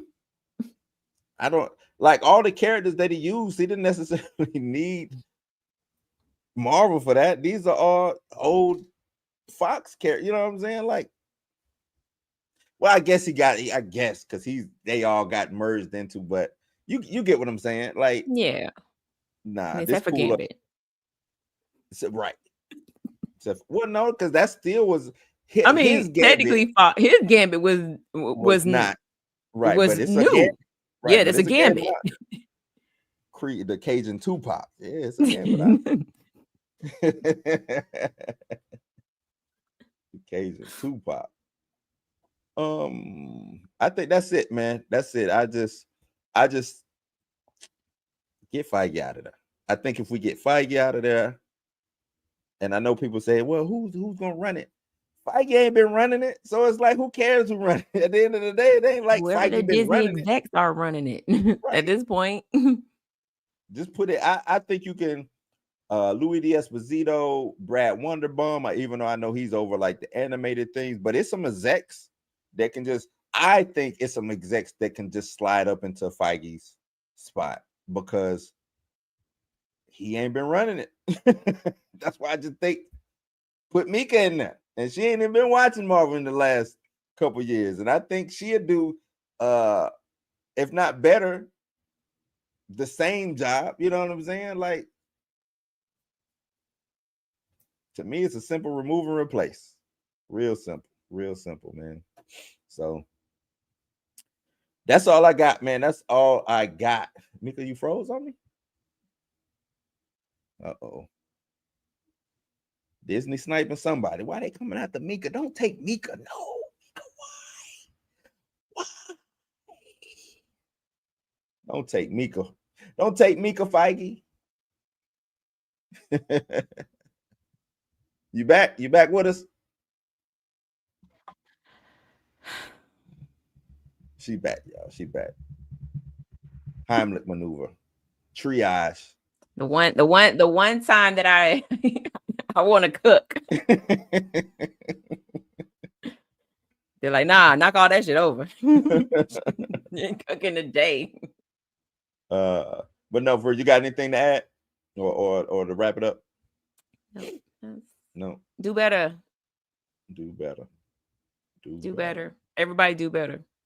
Remember, it's quality over quantity. It is.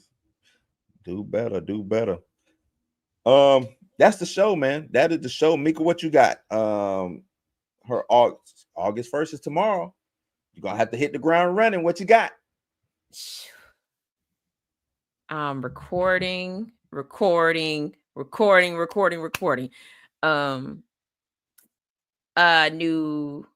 New show, Wednesday Night Frights with Josh from Real Talk. We are going to be interviewing the director from Human Hibachi, which if you do want to check that movie out, it is on the Found TV app, which is free. Just let y'all know. I just downloaded. Is this the same person who did Human Centipede? No. Okay. No. Human Hibachi is a found footage movie. So if you download the Found app, which again I'm going to say is free. It's free.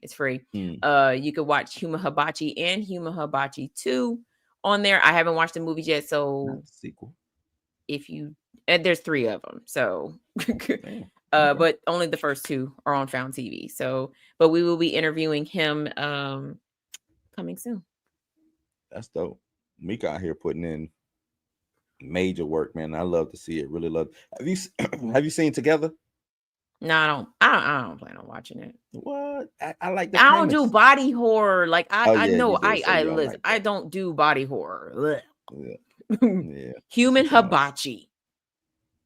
That sounds like body horror. So it is a found footage movie about this man that records his girlfriend's 35th birthday. They go to a restaurant where there are people that request for other people to be cut up. Mm-hmm. It's like a Japanese restaurant, right? They cut them up into hibachi. That's nuts. Or they cook them. Is it like what was it? That movie that was in the 80s. I want to say was it Wax Museum? Waxworks? Waxworks, yeah. Is it like what? Remember the scene? I don't know. I haven't watched it yet. Oh, yeah, watched it yet? Oh, yeah. Oh, okay. But you remember on Waxworks, in the museum, he walks in on the I think were they cannibals? They were either cannibals or the vampires. Mm-hmm. And they were eating steak tartare. You remember that? Yes. Yeah. Waxworks. So yeah, I'm gonna be watching that sometime this weekend. But other than that, I'm gonna watch that movie again. I do have a top 5 dropping this Sunday. It's gonna be Tiny. It was gonna be Tiny Terrors, but I think I'm gonna change it to Kids from Hell. Kids from Hell. Yeah. So top 5 Kids from Hell.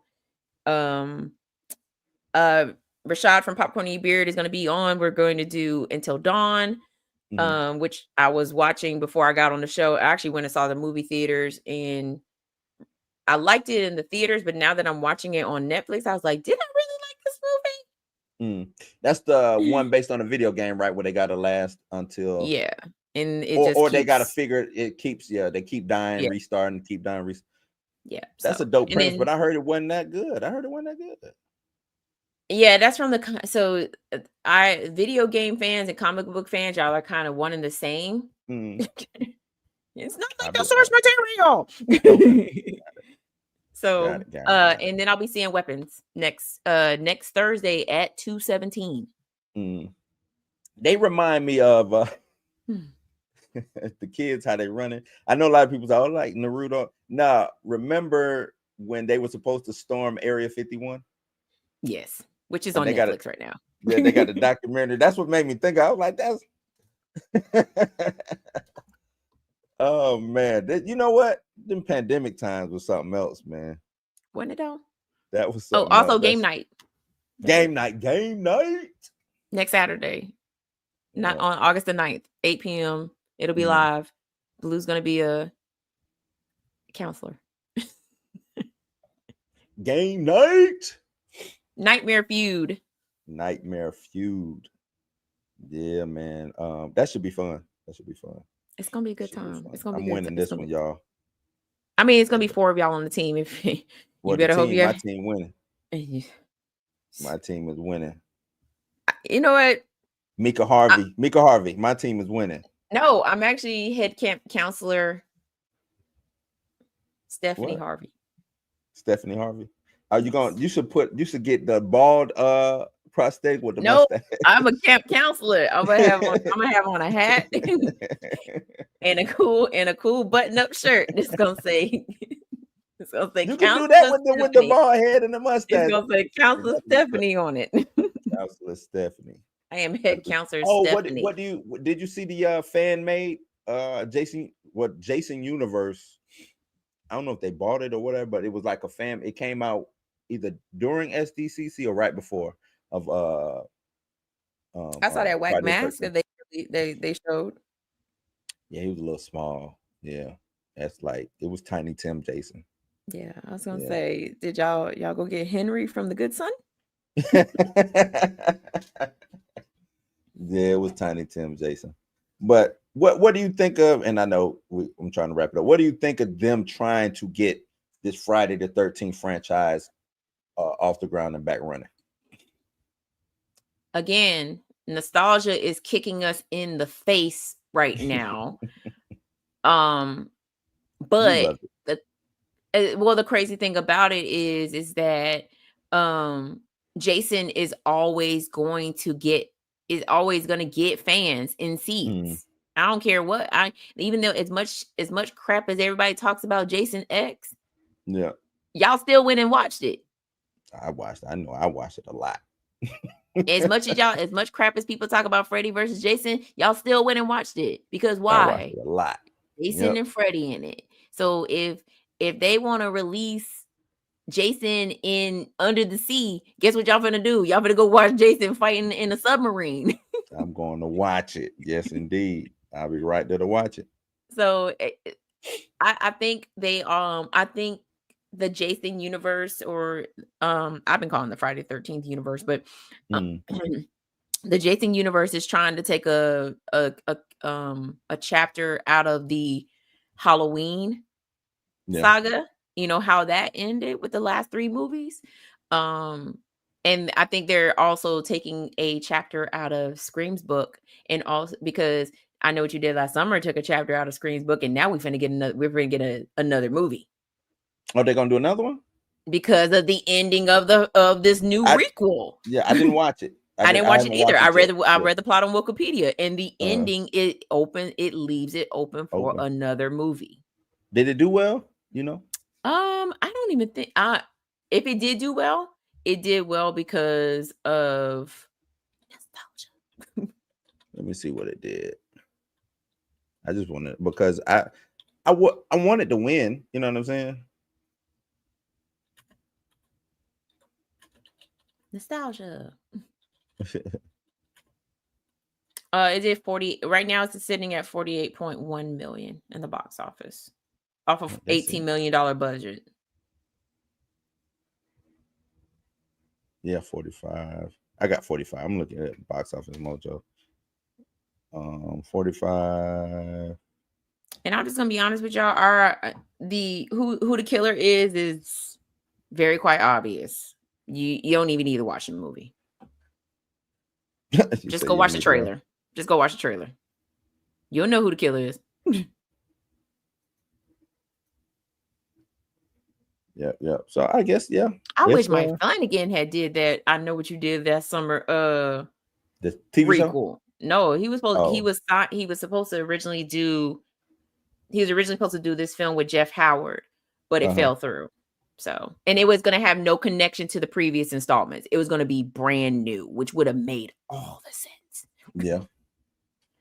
But I want Mike Flanagan to give me a sequel to the it was the HBO movie he did with the vampire. You didn't see that? Was it HBO? Are you talking about the Netflix show? Netflix. I'm sorry, Netflix. Yeah. Okay, I was gonna say it's Netflix. You talking about Midnight Mass? Midnight Mass. I'm tripping. You can't give us a sequel to that. Everybody died. Sorry, spoiler alert. Everybody. I just wouldn't mind a prequel. A prequel, maybe. Yeah, because that's one of, in the modern era, that's actually one of my favorite vampire stories. Yeah. Oh, Midnight Mass is dope.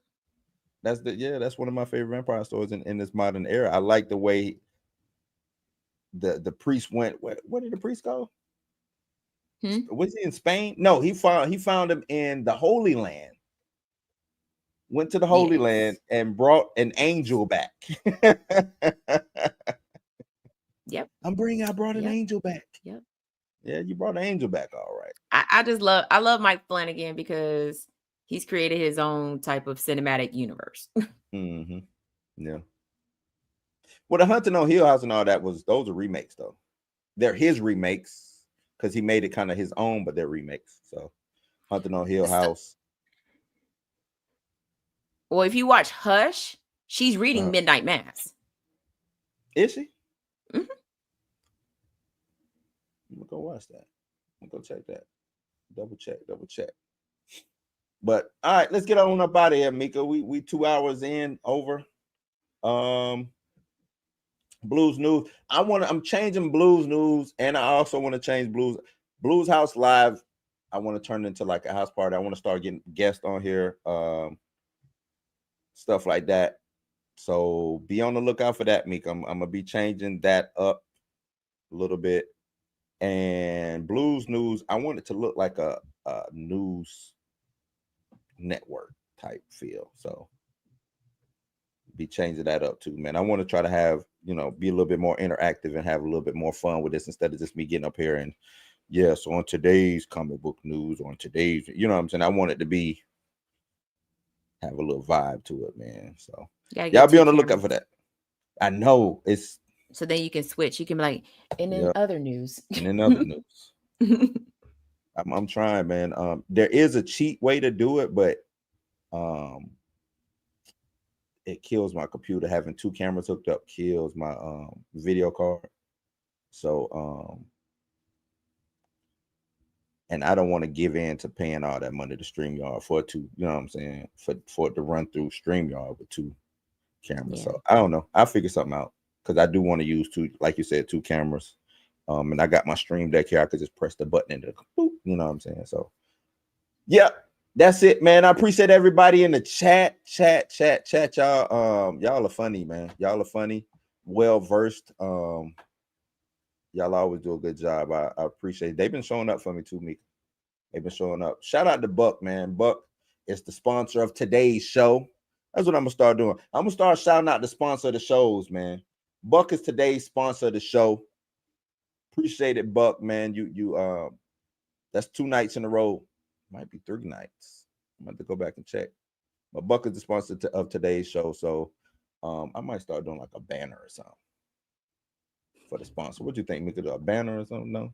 No, he's doing too much. Just shout him out. Thanks, Buck. We appreciate you. Mika say no. Appreciate it, Buck. Yeah, check us out. Check Mika out. Do you got a specific time that you don't do lives though, right? You drop your videos Is it a specific time when you drop your videos? I try to drop them at I try to drop them. Shout out to Dre. I try to drop them around like 8:30. Yeah, 8:30 in the morning in the because morning. you're catching people on the way Mhm. on the way to work, and you're also people in the UK Yeah, who are 6 Mhm. hours ahead of me. I'm catching them while they're They're getting before off they get work. ready to Yeah. head home. Yeah, they get ready Mhm. head home from work. So but surprisingly, most of the people that watch my videos are in Uzbekistan. So shout out to Yeah. y'all. Shout out to them. You're gonna have to do. I think YouTube lets you do the voice in whatever language it is. Mhm. So you might have to, make a separate video just strictly for them, or captions for them. Yes. Yeah. One or the other. One or the other. But yeah, that's it. That is it. Excuse me. You ain't got to go home, but you got to get the hell up out of here. What we saying, Mika? Peace out. Peace. Peace, y'all. Peace, y'all. Peace, y'all. Where's my outro at? There we go.